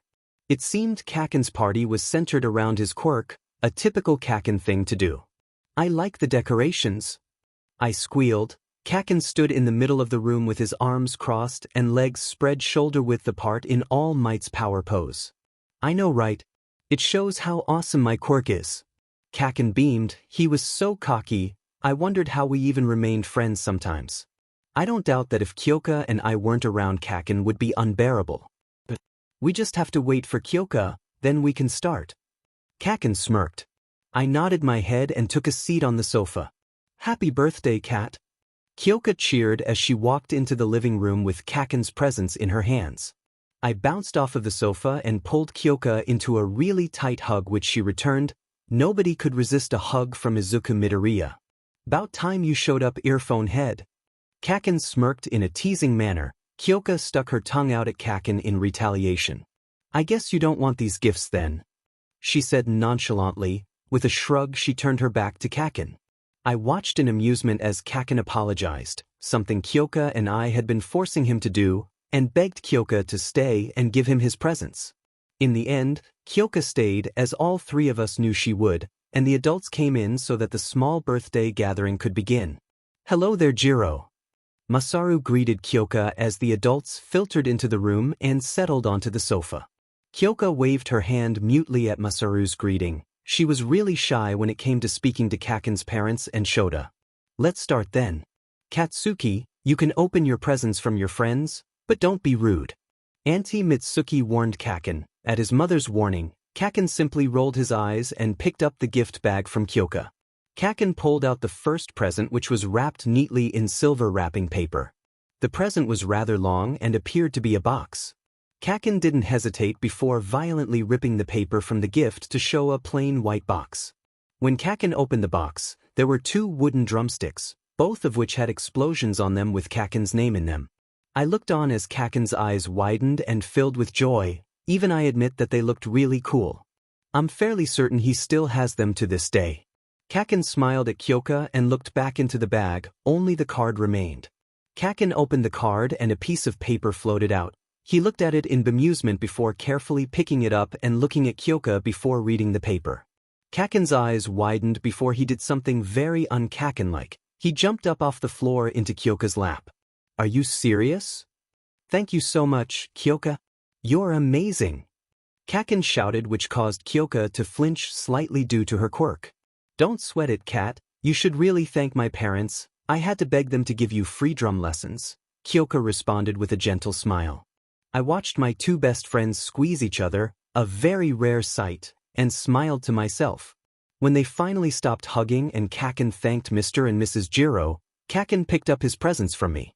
Nerves rushed around my stomach. Would he like it? What's the matter, Izu? You look really nervous. Kaken commented as he looked at me. I smiled weakly in return. Nothing's wrong, just can't wait till you see what I got you. I tried to say enthusiastically, keyword there being tried. Even to myself, I didn't sound convincing. Kaken shrugged and looked at the 4 wrapped gifts in front of him appraisingly. You didn't have to buy me so many gifts, you know that, right? Kaken chuckled slightly. A vivid blush rose to my cheeks which caused all of the adults to laugh. I didn't reply to him. Instead, I stared at my lap. I felt kind of embarrassed. I heard the distinctive sound of wrapping paper being torn to shreds and cast aside as Kaken ripped into the gift with no regard for the mess he was making. Whoa, he muttered quietly and in awe of the gift he just opened. I peeked through my hair to see that he had opened the travel book first. I knew how much Kaken liked to hike. He dragged me and Kyoka along nature trails every other weekend. So, I had decided to buy him a book which documented the best nature trails and the most scenic places in Japan, and the book also contained facts about wildlife. It told you what plants were safe to eat and which ones were poisonous, how to track animals and so on. The gift may not seem all that interesting, but what drew my eye to it was the exquisite-looking lake which was pictured on the front. Thank you, Izu. Kaken beamed. I shook my head with a smile. You're welcome, but you should probably save your thanks till you open the other 3. Kaken nodded and reached for another gift. The next gift, which was savagely ripped open by my best friend, wasn't that big. It was just a simple All Might manga that had come out not long before Kaken's birthday. He had been complaining to me that he couldn't afford it because he had spent all of his money on a poster. When Kaken saw the manga, he gave me a delighted smile before picking up the next gift. I knew by the shape of the gift what it was. Kaken pulled a rock band's, I have no idea which band it was, most recent CD. I remember that when I was in the shop buying Kaken's gifts that he had mentioned the band and how much he enjoyed their music. It had been an impulse buy. I could tell that Kaken liked it by the way his eyes lit up. So far, he had liked all of the gifts, but the final gift was the one I was worried about. What's this? Kaken asked, bemused as he held a black box in his hand. It looked like the sort of box an expensive necklace may come in. I lowered my head. I didn't want to meet his eyes. I heard the snap of the box lid being opened and closed my eyes in anticipation. Izuku. Kaken's hushed voice echoed around the silent room. So cool. My eyes snapped open and I stared at Kaken as he looked down at what was inside the box with tears sparkling in his eyes. The sight surprised me. Kaken never cried. The last time I had seen him cry was when we were at my mum's funeral. He carefully took a friendship bracelet from the box. It wasn't expensive, actually, it was handmade by me. I had taken black and orange leather and plaited them together. I had then slipped 3 beads onto the leather. One had AK on it, one had an eye on it, and the middle bead was shaped like an explosion. Kaken immediately tied the bracelet to his wrist and pounced on me. We hugged for a while, expressing our gratitude for one another. Thank you, Izuku, Kaken whispered in my ear. I patted his back and smiled. I was glad he liked the gift. Kaken got off of me and put on his angry face. Now that the presents are out of the way, he stated matter-of-factly, it's time for cake. Kyoka and I cheered and rushed into the kitchen behind Kaken. Auntie Mitsuki chastised us about running in the house as we zoomed through the hallway. Move the F out of my way, you extras. Kaken screamed as he stomped through the halls of our middle school. I rushed behind him with Kyoka at my side, apologizing for Kaken's actions and glaring at the back of his head. We hadn't even been in middle school for a month yet, and half the school was scared of Kaken. Roughly 4 years had passed. Kaken was now 13 and Kyoka and I were I had finally given up on calling Shota by his name. Halfway through my second year of living with him, I finally started calling him Dad. The look on his face when I first started calling him Dad was akin to joy. I must admit, being able to call him Dad and not feel fear at the simple word sent a rush of joy through me. When I was 10, Shota and Joke got together, only to break up 5 months later. They agreed they were better as friends and I was inclined to agree. I'm no relationship expert, but they didn't seem very comfortable in their relationship. I'm not sure why they decided to date again. They may have been lonely. Or maybe they thought there was a spark when in actuality there wasn't. One person I know was relieved when Dad and Auntie Joke broke up was Mike. The look of relief on his face when Dad told him was unmistakable. Shota definitely noticed, but as far as I know he hasn't said anything to Mike about it. Around the same time that Shota and Joke broke up, Kaken practically forced Kyoka and me to start a band with him. Kaken played the drums, Kyoka was on bass and vocals, and I played the guitar. I had started learning the guitar specifically to play in the band with my 2 friends. At first, my progress was slow and I was tempted to give up when I came across the dreaded F chord, but with Kyoka's help and Kaken's encouragement, I powered through. Our band was called The Juveniles, a name I was opposed to because it made us sound like criminals, but Kyoka and Kaken adored it. Over the years, I had been training with Shota, Kaken, and Kyoka, all in preparation for our entrance exam in 3 years' time. Kaken was the same angry boy he had always been. He was only really calm around Kyoka and me. Whenever he was in public he was just too much. Kyoka was a tiny bit more social now. That's to say, she had friends outside of Kat and me, but we'd always be her best friends, her words not mine. I was the same as ever. Still the same nervous, mumbling nerd I'd always been. Anyway, where was I? Oh yeah, I was telling you about my middle school experience. Kaken! I shouted as I ran up to the explosive boy and grabbed his arm. You need to stop being so rude. I know you can get a bit worked up, but that's no excuse to disrespect your upperclassmen and scare practically every person in the school. I lectured Kaken, his eyes softened the more I spoke. Kaken had always had a soft spot for me. Sucker. He's right, Kat. I was speaking to Yaichi after school yesterday and she said she was scared shitless of you. Kyoka inputted as she twirled her earphone jack around her ear. Kaken growled lowly and glared at the floor. What do I care about what some extras think? Both Kyoka and I looked at him disapprovingly. After a tense moment in which all 3 of us stood, barely making a noise, Kaken finally spoke. Fine, I'll stop scaring them for now. But I won't promise that it'll last, Kaken grunted before stomping away. Okay, class. I'll be giving your tests back after lunch. I'll remind you that eating on the roof is strictly prohibited for first years. The teacher shouted over the hustle and bustle of the classroom as people stood from their seats and exited the class with their friends. Come on, Izuku, Kaken shouted across the classroom. I quickly stuffed my notebook into my bag before scurrying in between my classmates towards the door. Want to eat in the courtyard today? Kaken asked as we strolled down the hallway. I took a moment to reply, instead, focusing on how beautiful the school grounds looked. The midday sunlight illuminated the jade-green grass and the thulian petals of the blossom trees which were occasionally carried away by the wind. Sure. Kyoka is hanging out with her friends, right? I replied. Kaken nodded his head. We changed our course for the dining hall and instead walked outside into the light spring breeze. Nothing eventful happened in my first year of middle school. Well, not really. I faced the occasional bully which were swiftly dealt with by either Kaken or Kyoka. I didn't make any new friends in my first year of middle school, or in middle school in general. Everybody saw me as that weird kid whose mum was dead and was adopted by a hobo-looking man. Rumors circulated me with every corner I turned. I never brought it up with my friends. I didn't want to trouble them. They deserved to live their own lives.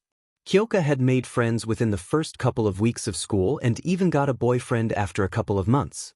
Kaken and I pretended to be happy for her when in actuality we were sad. We weren't jealous that he stole her away from us. Of course not. We just didn't like the way he looked at other girls whilst they were dating. Kyoka's boyfriend, a boy named Akashi, always put me on edge. Something about the boy just made me wary. Aside from that, Kyoka had a decent-sized friend group, so I didn't want to bother her with my problems. Kaken became quite popular in our first year. His strong quirk, good looks, and aloof attitude made girls and boys alike fawn over him. They fell at his feet and obeyed his every wish. It was honestly kind of scary how willing some of the people at our school were to please Kaken. Of course, Kat just brushed the people off at first, but the more he resisted, the more persistent they became, so he eventually gave up. By the 5th month of school, I could barely go near my best friend without being pushed to the side by some thirsty upperclassmen who wanted to date him. I just smiled and cherished every second I got to spend with him. I wanted to mention to both Kyoka and Kaken that they never spent any time with me anymore and that I felt like they were pushing me away, but I didn't want to bother them. I just seeked it up. They wouldn't abandon me. I told myself that every day just to reassure myself. Izu! Kyoka yelled as she ran down the hallway, Akashi in tow behind her. I turned around and offered them both a friendly smile. I may not be a fan of Akashi, but I'll hide my opinion for Kyoka's sake. Hey, I responded.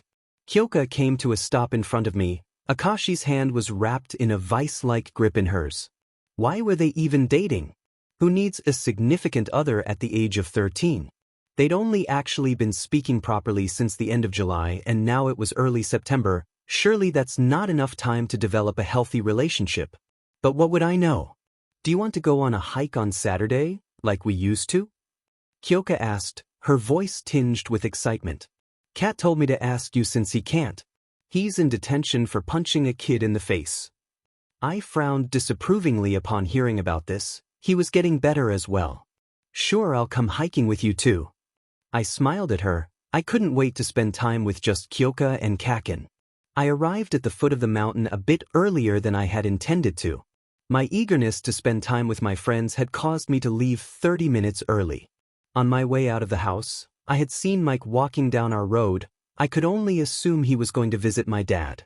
Mike had been visiting a lot more recently, coming home from UA with Dad nearly every day. I didn't really mind all that much. I enjoyed having Mike around. He told really interesting stories for me to take notes of. Auntie Joke still visited often as well. Sometimes she would take me out to the cinema or an amusement park.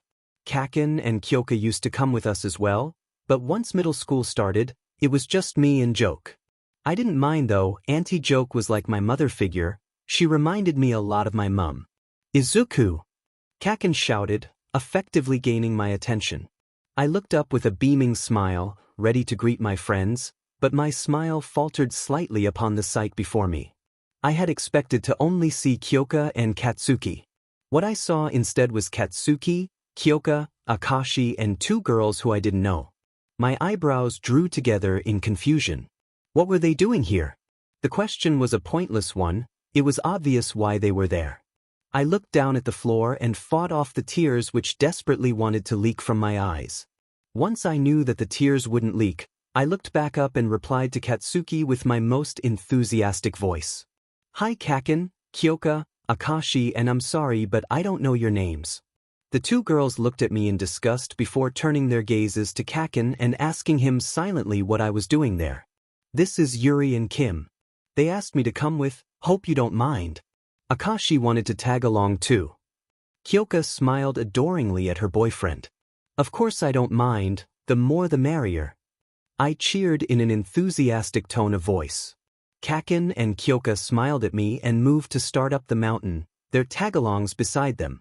I allowed my smile to drop into a scowl upon the sight of the 5 people ascending the hill. All I wanted was time with my only friends. It wasn't a lot to ask for. Yet it seemed as if it was an impossible request. The hike up the mountain was torturous, to say the least. The 2 girls, Yuri and Kim, whined almost constantly to Kaken about the walk being too strenuous and asked him to carry them. Of course, Kaken barked at them and told them to stop being pussies. I scolded him for his language but only received venomous glares in return from the 2 girls.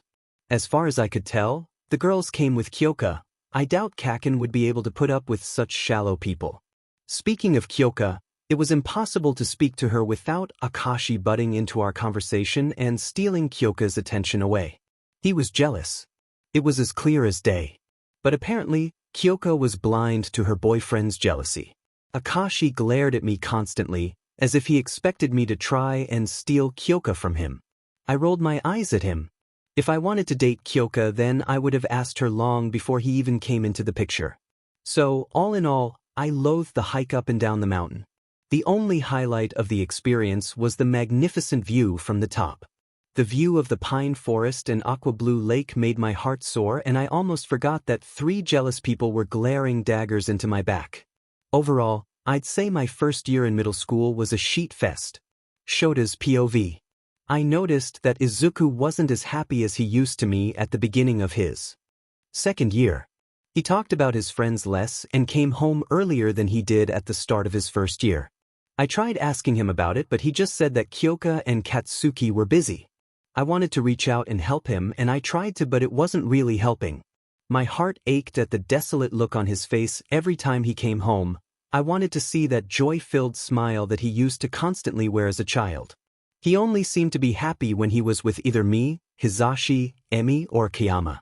Otherwise, he had a constant frown on his face. Most of Izuku's time was dedicated to training for the entrance exam.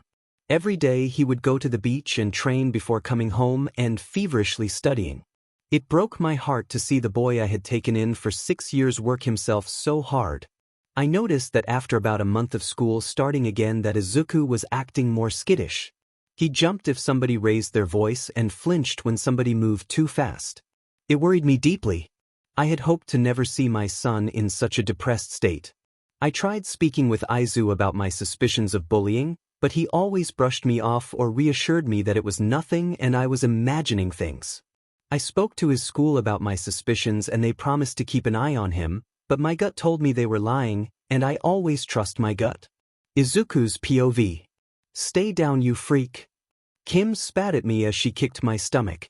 I was curled into a tight ball in a vain attempt to protect myself from Kim's violent kicks, which caused pain to surge through my body. You're not kicking hard enough. Osaru snapped before taking Kim's place and booting me aggressively in the back. I cried out in pain. Tears streamed down my face in rivers and pooled into puddles beneath my face. I had no idea why Kim and Yuri decided to bully me. They had no reason to. I was nothing but nice to them whenever they tagged along with Kyoka. Osaru was probably bullying me to get revenge, despite the fact that I had gotten him suspended years before. I couldn't even tell anybody. Kim and Yuri were friends with Kyoka, so I doubted whether she would believe me, and both girls were related to our incredibly corrupt headmaster. Osaru would get off as well because he had a powerful quirk and teachers didn't want to damage his chances at getting into a good hero course. So basically, I was F'd. Learn your place, scum. Yuri hissed before spitting on my face and stalking off with my other tormentors in tow. I kept my head down for the majority of the year. I didn't draw any attention to myself in an attempt to make the target on my back even just a fraction smaller. My strategy didn't work. My bullies pursued me relentlessly. They picked at every aspect of my life and used it against me. I got good grades, so that must mean I'm a nerd. My mom was dead and my dad was in prison, so it must mean I'm unlovable. I never showed off my quirk, so it must be weak. Osaru always avoided my quirk. He knew I wasn't weak in that aspect. In fact, my whole class started teasing me about my mom's death. It seemed surreal. You only got bullied for things concerning family member death in stories. It was an easy plot point for an author or screenwriter. But it seemed as if my life was straight out of a book because unrealistic things happened with every step I took forward. I trudged solemnly down the corridor, my leg dragged behind me slightly because Osaru and Kim had just jumped me. Nothing can compare to the pain of being hurt and beaten in a supposedly safe place. I had felt the same pain as a child and was in no rush to experience it again, and yet there I was. Life can't get much worse. I murmured to myself, like an idiot. Everybody knows that if you say stuff like that, you'll end up jinxing yourself. I'm sorry, Akashi. I promise I didn't look at him. I heard a familiar voice cry in pain. Not able to keep my nose out of other people's business, I inched around the corner and peeked at the scene in front of me. My stomach dropped. Before me, Kyoka stood with her back pressed against the wall. She was caged between Akashi's arms. Her face was the picture of fear. Her expression reminded me of painful memories. She looked exactly like my mum. Akashi's fist slammed into the wall beside Kyoka's head, causing her to flinch. "You slut. I know you've been looking at girls. What are you, gay?" Akashi hissed venomously. Kyoka spoke at whirlwind speed. She assured her dickhead boyfriend that she wasn't gay and she loved him. The fear in my friend's eyes flipped a switch in me. No matter how distant we had become, I couldn't stand by and watch this happen. Screw having a perfect record, other people's safety came first. "Let go of her," I shouted at Akashi as I rounded the corner. My hands were balled into fists and my eyes were alight with anger. Akashi looked scared for a second when he saw someone was coming around the corner, but once he noticed it was me, he sneered and turned back to Kyoka. "F off, you runt. Can't you see that I'm busy?" He sneered pretentiously. Usually, I would be deterred by someone speaking to me with an aggressive tone, but seeing Kyoka in that situation, all of my logic flew out of the window. I had to save her. I said let go of her. "Are you hard of hearing?" I snarked back, walking towards the pair with purpose in my step, despite the fact that every step was agony on my twisted ankle. I could see the fear in Kyoka's eyes. She shook her head subtly. She looked as if she wanted to stop me, but I couldn't just stand by and watch her be controlled and abused. Relationships were about love and trust, not fear and jealousy. "Look, just step off, man. What I do to my girlfriend doesn't concern you," Akashi hissed, turning his entire body towards me in acknowledgement. I looked behind him and signaled for Kyoka to run away. I didn't want her getting hurt anymore. Now that I was closer to her, I could see the faint bruises on her cheeks and finger marks around her neck. The sight of my once silently intimidating friend in such a vulnerable state caused me to snap. And once Izuku Aizawa Midoriya snaps, you're in trouble. This doesn't concern you, Midoriya. Off and cry in a corner. Akashi hissed as he unclenched his hands from fists and stood with his palms facing me. "Not going to happen," I asserted, crouching low. Akashi growled lowly before activating his quirk and shooting a beam of light from his hand. Akashi's quirk concentrated light which touched him into energy that was searing hot. I quickly rolled out of the way and looked back to see the wall with a smoking crater in it. My head whipped back around to see a smirking Akashi. The look in his eyes dared me to fight back. He clearly thought that his display of power would scare me. As if, "Oh, I'm so scared," I sneered sarcastically. Akashi faltered slightly after seeing that I wasn't scared. He regained his composure after a second and raised his hands again. However, this time, I didn't give him the chance. I launched myself forward, transforming silently mid-jump.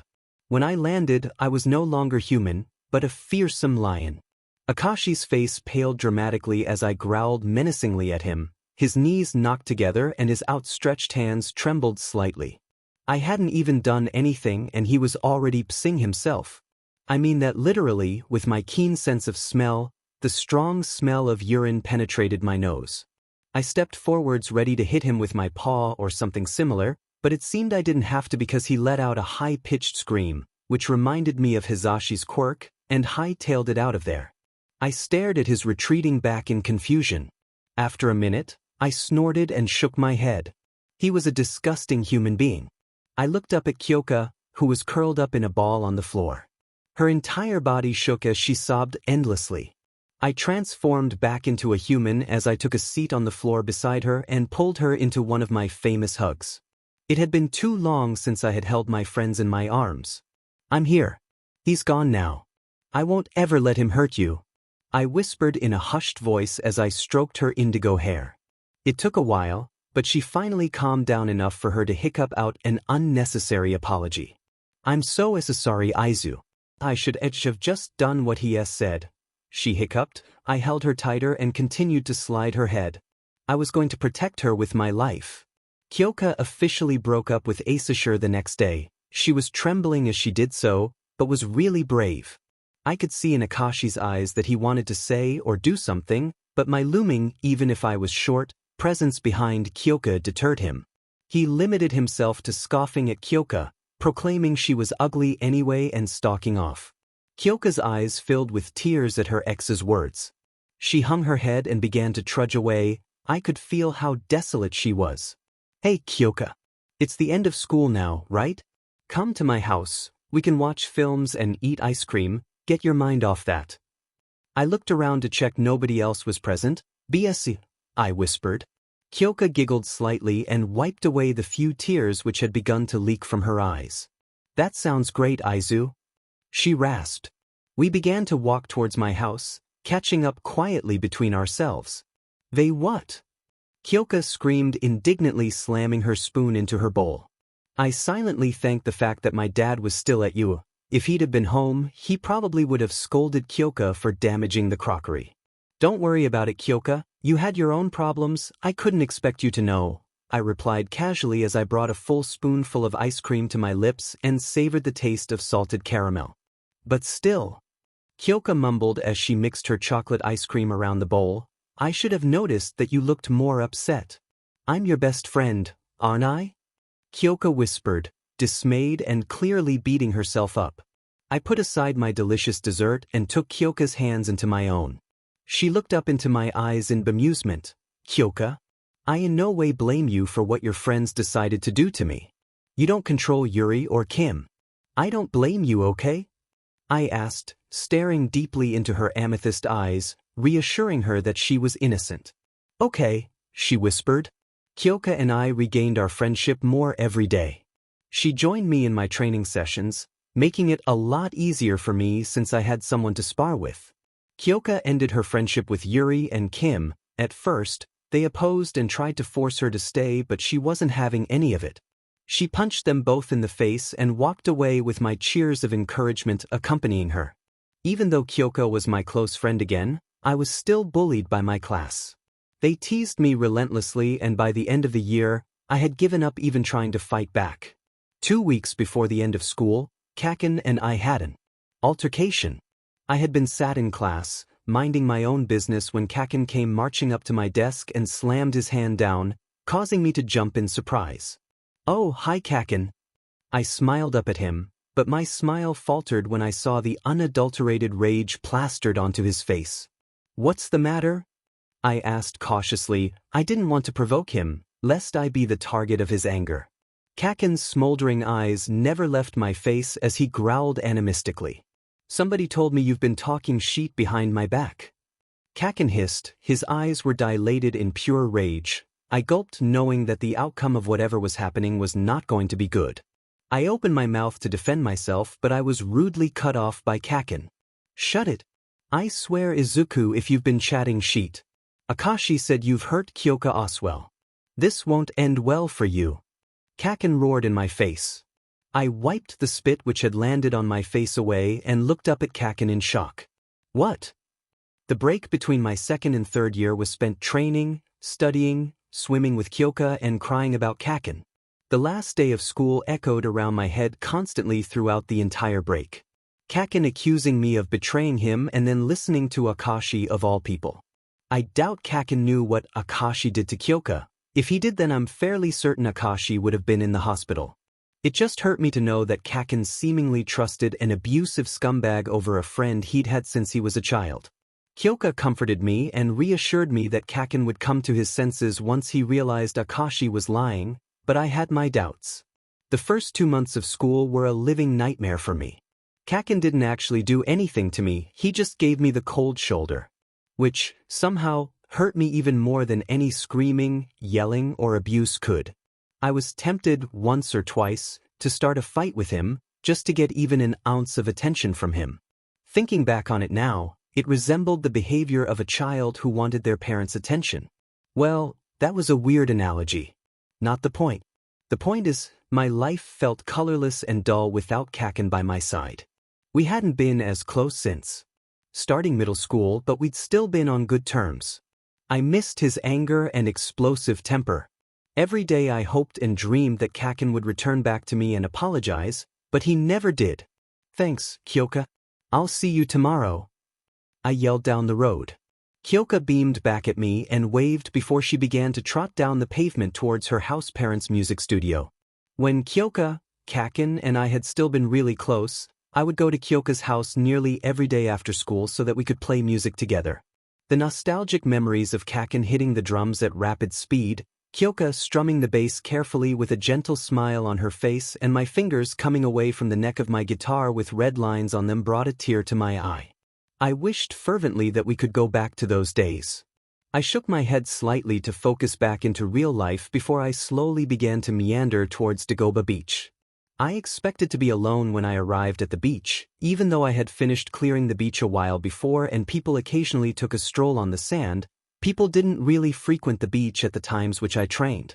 What I didn't expect to see was Kaken blasting huge explosions every which way. My peppy step faltered upon seeing the ruby-eyed demon. I hadn't seen him properly since the previous day. Upon seeing him, my eyes watered and my throat constricted. I had hoped that if I turned around fast enough and hightailed it out of there, he wouldn't notice I was there. But Lady Fortuna wasn't on my side that day, or any other day it seemed. Deku! Kaken growled venomously. I flinched. He didn't call me Deku very often, but when he did, it shattered me. Hi Kaken. I'm sorry about this. I'll leave if you want. I whispered, already beginning to scurry away. It shames me deeply that I was ever scared of Kaken. He may be a tiny bit of a bully, but only because he is shit at communicating his emotions. My cowardly retreat was stopped by Katsuki's strong voice speaking.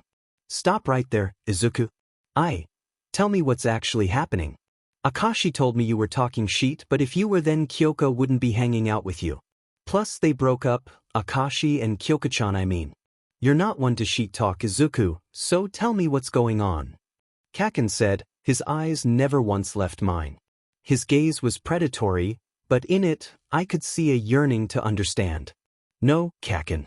I'd never be mean to you, especially behind your back. Akashi is just mad because I caught him abusing kayak dash. I tried to cut myself off but everything just spewed from my mouth like a broken tap. Even from 100 m away I could see Kaken's vermilion eyes widen and then darken dangerously. I knew I had said too much. Wait!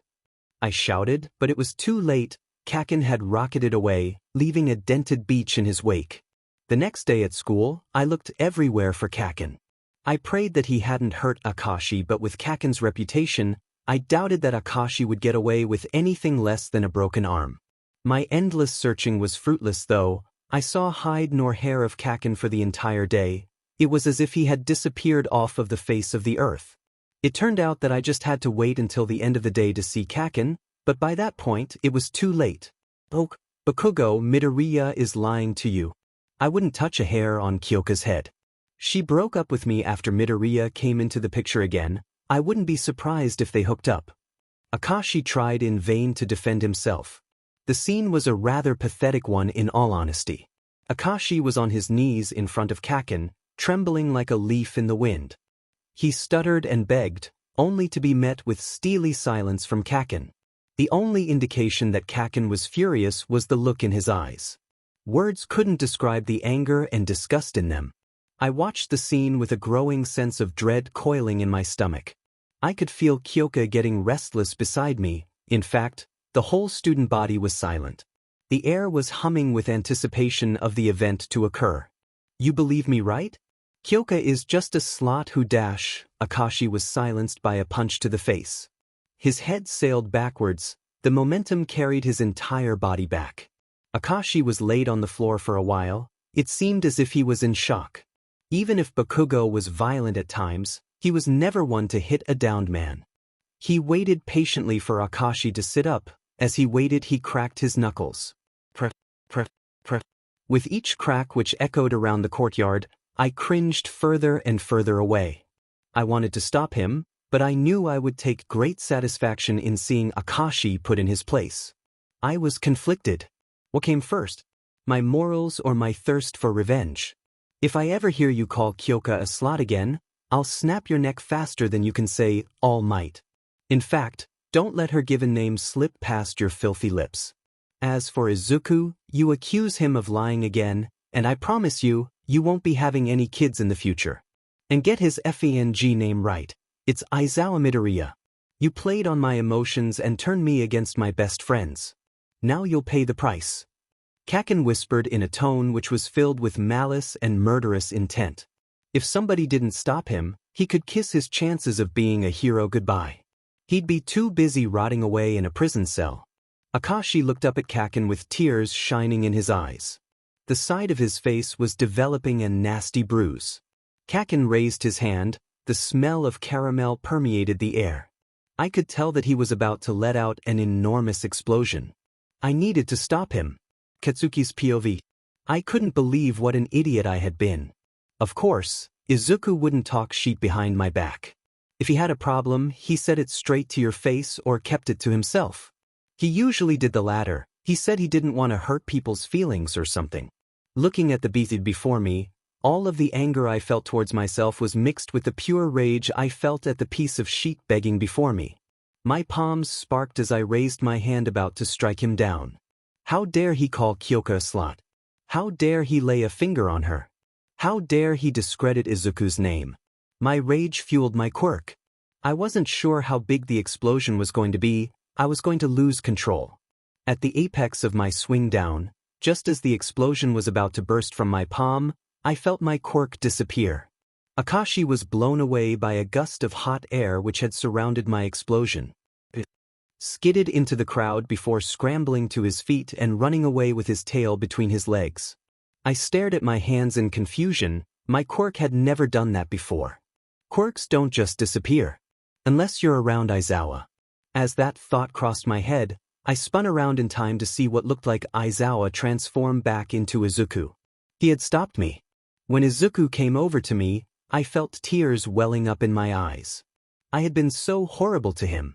I wouldn't let my tears fall though. Nearly the entire school was stood in a ring around me. If they saw me cry, they'd think I was weak. I had a reputation to uphold. It's okay, Kaken. He won't bother us again as long as that experience is fresh in his mind. Aizu whispered in a soothing voice. I nodded my head numbly. Izuku's POV.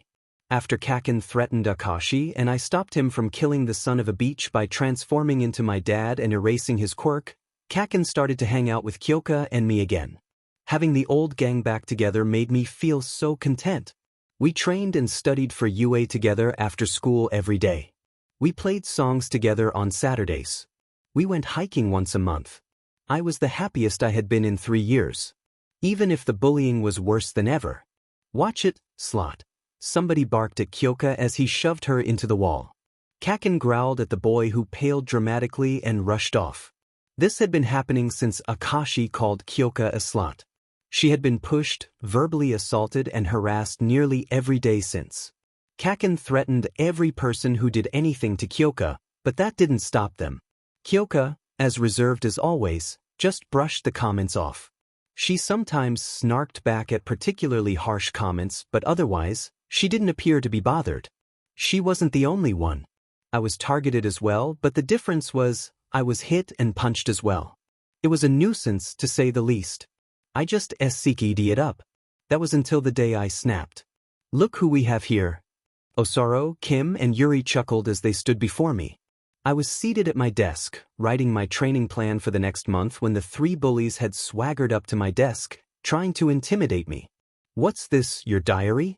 Kim laughed as she snatched my book from the desk. My eyes widened.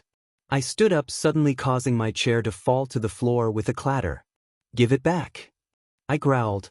The 3 assholes laughed mockingly before looking at me with hatred glowing in their eyes. I heard you want to get into UA. With your quirk, I'd like to see you try. You're pathetic, Izuku. That's why your mum committed suicide. That's why your dad ended up in prison. That's why the only person who wanted you was a hobo who's probably using you for section. Osaru shouted, catching the whole class's attention. The whole class stared at us. They were waiting for a show, and I was going to give it to them. I stood with my head down, my hair cast my face into shadow.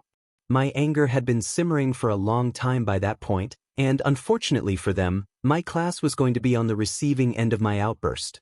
Gonna say something? Everybody knows you're useless and nobody loves you. Yuri added onto Osaru's taunts. I saw Kim open her mouth out of the corner of my eye. I couldn't let this go on any longer. Just as Kim took a breath to speak, I interrupted her. How about you shut the F up? I roared. The entire class stared at me in shock. Don't look at me like that. You all know that you're in the wrong. So shut the F up and stop harassing me. I continued to shout. I could hear footsteps rushing into the classroom. I didn't care who it was, I was going to put my classmates in their place. If I hear one more person say anything about my mum's death, I promise you, you won't live to see the light of day again. My mum was killed. Got it? Murdered by the sorry excuse of a human being, which is Hisashi Midoriya. You want to know what SCKS? Watching your mum get beat to death. You want to know what hurts? Getting beat and starved by the man who is supposed to care for you. I ranted. The whole class looked at me with wide eyes. I could feel tears welling up in my own eyes, but I pushed on. If they were going to tease and bully me for things out of my control, then they should hear the truth. Yeah, and keep talking about my dad. The man who took up the mantle of a caretaker at the age of he took me in and cared for me. Just keep calling him a hobo and let's see what happens to you. You disgust me with your accusations towards him. He's done nothing wrong. In fact, he saves people every day, and yet you have the audacity to sit here and slander his name. Trust me, if I could, I'd put every single one of you in hospital. Luckily for you, I have morals and want to be a hero. Unfortunately, I can't say the same for any of you. I sneered. I spun on my heel and snatched my book from Kim's hand on my way out of the room, shoving the onlookers from other classes out of the way as I went. Word of my outburst spread around the school like the plague. I couldn't take a step without hushed whispers following me. It was annoying. The upside to the entire ordeal was that nobody dared bully me anymore, lest they become the target of my undiluted rage. To me, there were more pros to the entire situation than cons. I knew that the gossiping students of the school would get over the ordeal sooner or later, so I didn't fuss myself. Dodge! Kaken shouted as he fired an explosion toward Kyoka, who just managed to roll out of the way in time. Once Kyoka was clear of the explosion, she turned and began to sprint in my direction. I stood stock still, waiting for her to make her move.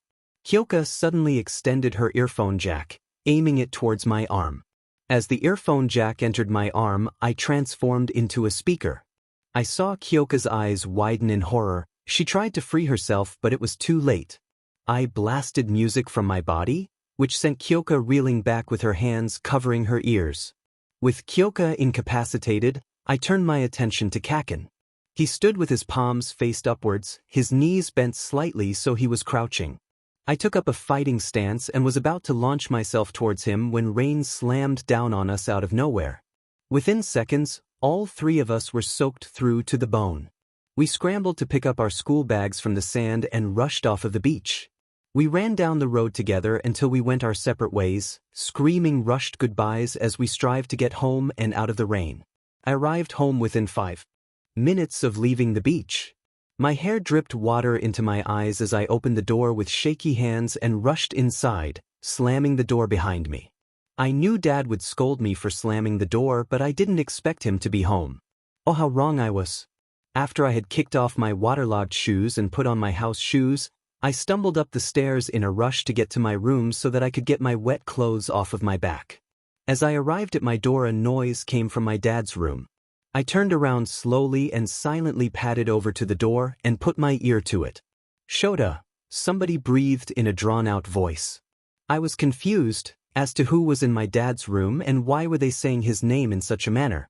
Suddenly, the sound of the bed rocking and serotonin noises permeated the door. My face exploded in a blush as the realization of what was happening clicked in my head. I rushed across the landing and closed my bedroom door as quietly as possible so I didn't interrupt Shota and his. I tried my hardest to drown out the sound of my dad and his companion, but the sound of the bed hitting the wall somehow went through my headphones as I played my guitar. The blush on my face never subsided. It felt like an eternity until they stopped, when in reality it was only 30 minutes. Now at the time, I didn't have much experience when it came to the Devil's Tango, but I was fairly certain that 30 minutes was a long time to do it. I heard my dad's door open. My dad and whoever he was with went downstairs. I could hear their voices as they descended, then they suddenly stopped. What had happened? Sheet. I heard Dad curse softly, well, obviously not softly enough. Izuku! Shota bellowed at the top of his lungs. I felt the pit of my stomach drop. I had been found out. I sat stock still, hoping that if I didn't make any noise or move in any way, he would think I wasn't home and that I was still training on the beach. However, luck wasn't on my side because Dad shouted again. Izuku Aizawa Midoriya. I know you're home. I could practically picture him stood with his arms crossed, staring intently at the stairs. If I didn't go to him, he was going to come to me. It was with a heavy heart that I rolled off of my bed and slowly began to make my way downstairs. I was dreading the conversation which was to come. When I arrived at the bottom of the stairs, I saw my dad seated on the sofa. His facial expression was, as per usual, blank. What gave away his embarrassment was how red his face was.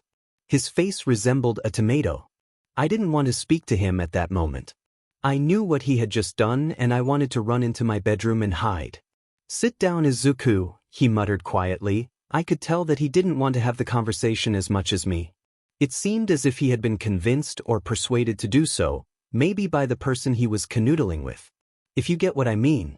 Aizawa's POV. I wasn't looking forward to explaining myself to Izuku. Why was he even home? Izuku usually arrived home between 5 p.m. and 6 p.m. on weekdays. He trained on the beach for 2 to 3 hours every day. Sometimes on Wednesdays, he came home even later because he had band practice with Kyoka and Katsuki. I centered my plan around these facts. Under no circumstances was I expecting Izuku home. He wasn't supposed to find out. Yet life is a cruel mistress. What did you hear? Also, why are you home so early? I asked tiredly. Izuku's face was set aflame as he stared into his lap, leaving an awkward silence. I was about to speak again when Izuku opened his mouth. Well, it started raining when we were training on the beach. It wasn't just light rain either, it was hammering down. So, we decided to head to our homes. We don't have practice today since it's Friday. We're practicing this weekend. Anyway, I ran home and went straight upstairs and I was about to go into my room. Izuku paused in his tangent and looked at me out of the corner of his eye. He had the habit to ramble when he was nervous, adding in random details that weren't relevant. Continue. I gestured with my hand, staring intently at him. I hoped he had arrived towards the end of. I don't think I need to clarify. If he had arrived home near the beginning, then I felt truly sorry for him. Izuku took a deep breath before rapidly spewing out the rest of his side of the story. So I went upstairs and I was about to enter my room when I heard a noise from your room and I thought you were still at work, so I walked over to your room and I heard someone say your name but in a weird way. He paused for a breath before quickly rushing on. I realized what was happening and I didn't want to interrupt you and whoever you were with, so I just ran into my bedroom and put my headphones on so that I could practice the guitar and drown out the noises, but it didn't work. I heard the bed hitting the wall because we share a wall and I just kept doing what I was because I was scared to say anything. Izuku wailed before gasping for air and falling back onto his seat and blushing profusely. I can't say I'm doing much better. He had been there for the entire thing and he was too polite and nervous to say anything. We sat in silence for a while. Neither one of us wanted to speak. It seemed as if the silence was too much for the loudmouth cockatoo who had hidden in the kitchen when I called Izuku down. Well, say something, Shota. Geez, the kid looks traumatized. Hisashi screamed as he bounded out of the kitchen and perched on the arm of the sofa. Izuku's face, if possible, went even redder. It didn't take a genius to figure out who had been in the bedroom with me. The entire situation was embarrassing and could have easily been avoided if Hisashi wasn't in a mood. If he had calmed himself down, this situation could have been avoided completely. I'm just thankful I'd had the forethought to move us from the sitting room to the bedroom. Izuku was scared enough as it was. Mike? Izuku exclaimed in shock. His eyes were wide and his mouth hung open. What's up, little listener? Hisashi greeted. I glared at him out of the corner of my eye. He was way too casual about the entire thing. So, wait, you're telling me that this has been dating for roughly 2 years and you didn't tell me? Izuku ranted as he paced on the old gray carpet which had been laying on my floor for 8 years. Yes, I answered bluntly. Izuku snapped his gaze towards me and stared at me for a moment as if he was searching my face for something. Come to think of it, you never did tell me your sexuality, not that you had. Of course. There was just no indication. Why didn't you tell me? Do you not trust me? He stared intensely at Hisashi and me. His gaze switched between the two of us constantly. Look, Izu, we weren't sure how long it would last. We had intended to tell you soon, but we weren't sure how to tell you. Plus, I know I raised you to respect everyone and not be prejudiced, but I didn't know how you would react to me having a boyfriend. You could have reacted negatively. To answer your implicit question about my sexuality, I'm bisexual. Hisashi is omnisexual. I explained to Izuku. As the explanation went on, Izuku's features began to relax. After the air was cleared, Izuku came out with a statement that made me choke on my saliva. So, is he my dad as well? He questioned, his head tilted slightly. His tone was innocent, as if he didn't know the implications of what he had just said. The little sheet. Hisashi patted my back and smiled at Izuku. Call me whatever you want, little listener. He chipped happily. Izuku nodded his head with a look of complete and utter concentration on his face. I turned my head and started to watch the telly, disregarding the ball of sunshine beside me. My gaze was ripped away from the crime TV show which I was invested in by Izuku snapping his fingers and slapping his knee. I've got it. I'll call you Pops. Nah, wait, that sounds like you're my granddad. Father is too formal and I call Dad that sometimes. Papa. I guess it'll do. Izuku muttered to himself. Mike and I looked at each other. From the look in his eyes, I could see that Mike was thrilled with his new name from Zuku. I sighed almost inaudibly. I had a gut feeling that Hisashi would become a key part in Izuku's life. That sounds great. Hisashi cheered before pulling Izuku into a bone-crushing hug. I felt a small smile tug at my lips at the adorable sight before me. Izuku's POV. Kaken's laughter roared over the phone as I explained what had occurred after I arrived home. I watched as Kyoka tried to muffle her laugh into a pillow as well. That's hilarious, Izu. You heard them through the wall. Oh, all might. Kaken choked on his saliva and began to cough violently. I took the opportunity to change the subject of the conversation. Yeah. Anyway, the UA entrance exam is in a couple of days. We should train more. But we can't overwork ourselves.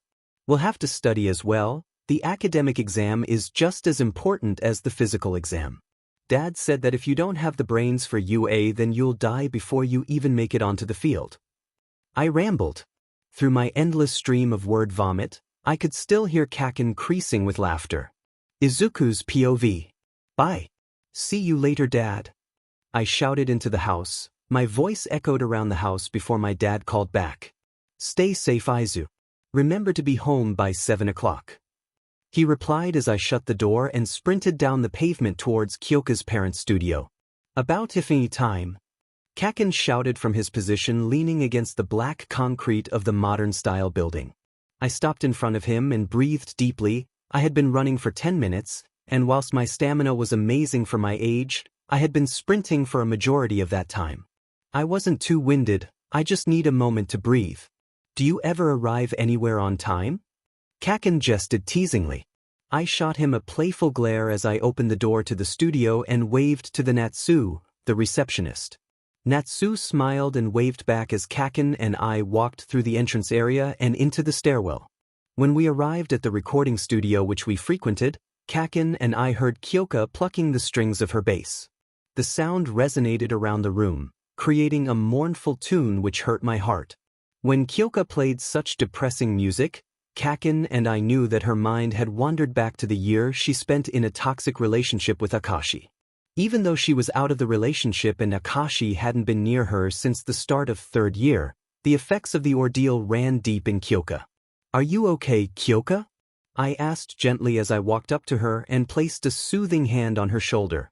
Kyoka lifted her face and I saw tear streaks on her cheeks. Her purple eyes were damp and held torrents of pain in them.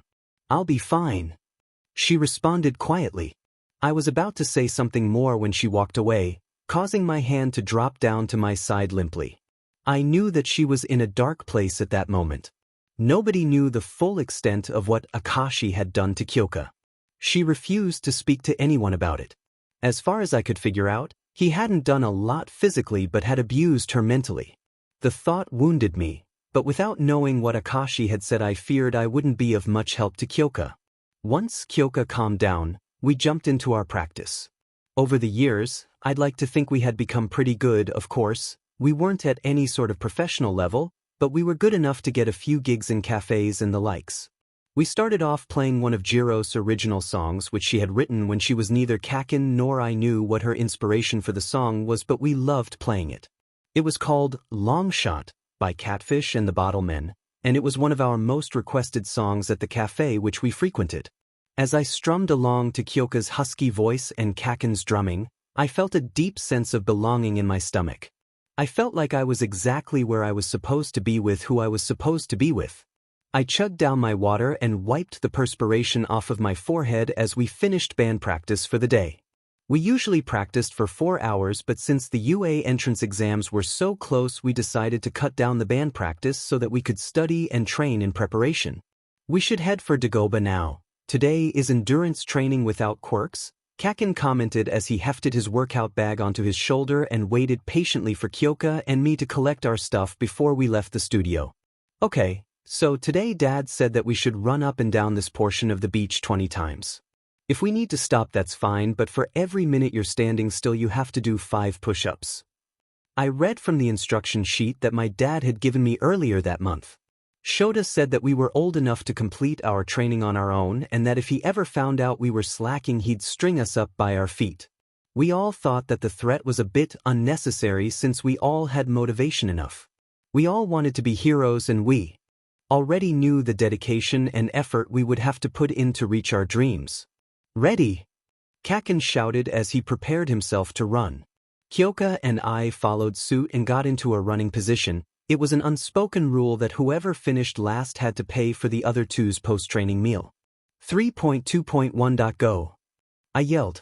Sand flew up behind us as we propelled ourselves forward and began running up and down the beach, going 200 meters each way.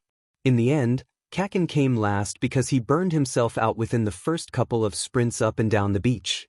His reasoning was that if someone was in trouble he had to get to them as fast as possible. I countered him by pointing out that it's unlikely that you'll have to sprint 4 kilometers to save someone. He just crossed his arms and scoffed, a sign that he was conceding for the moment, but I knew that he would argue his point again. Let's go to the usual cafe and then we can go home, Kyoka called as she hefted her bag onto her shoulders. With slightly shaky legs, I followed after her as she walked up to the beach wall and vaulted over it. Aren't you nervous about the entrance exam? Kyoka said nervously as she played with the strippy paper straw in her Oreo milkshake. I could hear her beat-up purple Converse tapping together in a musical beat under the table. It was a nervous habit of hers. Whenever Kyoka was nervous, she made some sort of music with her surroundings. Well, sort of. I trailed off awkwardly. I wasn't going to deny that I was scared and nervous. The mere thought of sitting in an examination hall or fighting with my quirk in order to pass an exam made me queasy. But I didn't want to express that to Kyoka and Kakin at the time. I thought they might perceive me as weak or something along those lines. More so Kakin than Kyoka. Well, I'm scared shitless.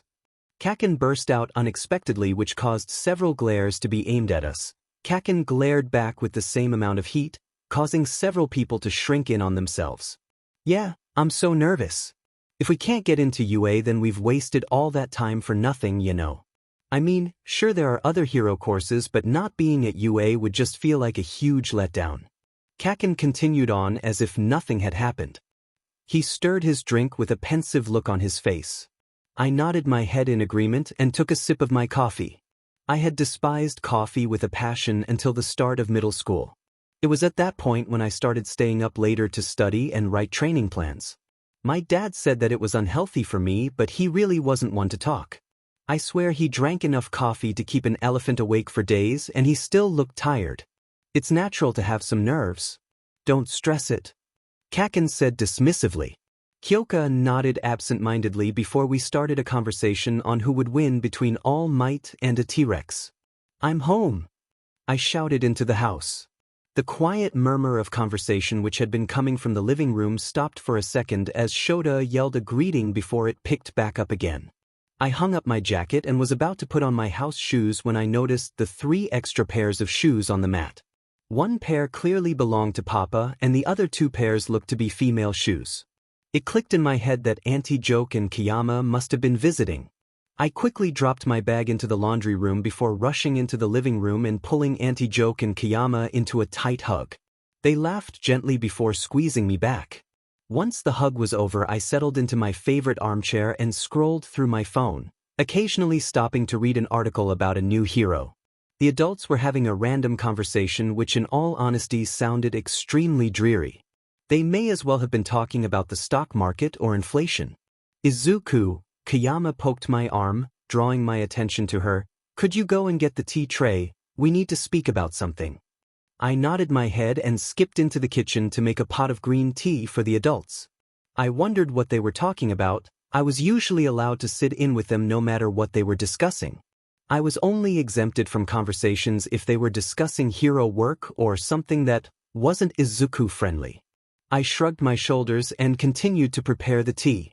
It really wasn't any of my business as to what they were discussing. I shouldn't put my nose where it didn't belong. I carefully picked the wooden tray and walked towards the living room. As I got closer, I could hear Papa talking in a melancholy voice, the complete opposite to his usual chipper attitude. What are we going to tell Izuku? He lamented solemnly. I stopped dead in my tracks. Why were they talking about me? Had I done something wrong?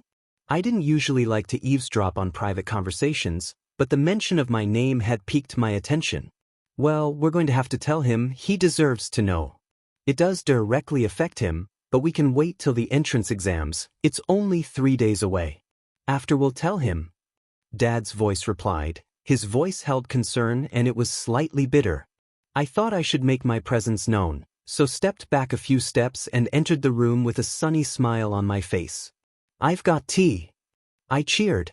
As soon as I set foot in the room, the somber faces of the adults morphed into smiles which reflected my own. I knew that in that room not one of the smiles was real. My hands were sweating profusely as I took shaky steps towards the daunting UA gate. Kyoka and Kaken had called me earlier that morning and told me they would meet me by the examination hall. They knew that I'd probably be late due to my nerves, and they were absolutely correct. My heart hammered at my ribs and my hands felt really clammy. Dad and Papa had reassured me over and over again that I would be fine and that all my hard work wouldn't go to waste, but seeing all the intimidating faces around me, I was having doubts. I took a deep breath and took a step forward, ready to give the exam my best shot. Unfortunately for me, I tripped. I squeezed my eyes shut, waiting to feel the stinging pain of the gritty pavement on my hands and face, but the sensation never came. Are you okay? A relatively deep voice asked monotonously. I stared down at the arm which was wrapped around my stomach and then up to the face of my savior. I think I forgot how to breathe for a moment. The handsome face of the boy who caught me stared back at me. His split red and white hair swayed slightly in the wind and his heterochromatic eyes showed no emotion.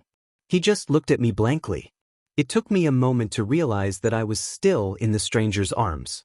I jumped away from him and began to bow over and over again, apologies spewing from my mouth. It's okay, just be careful.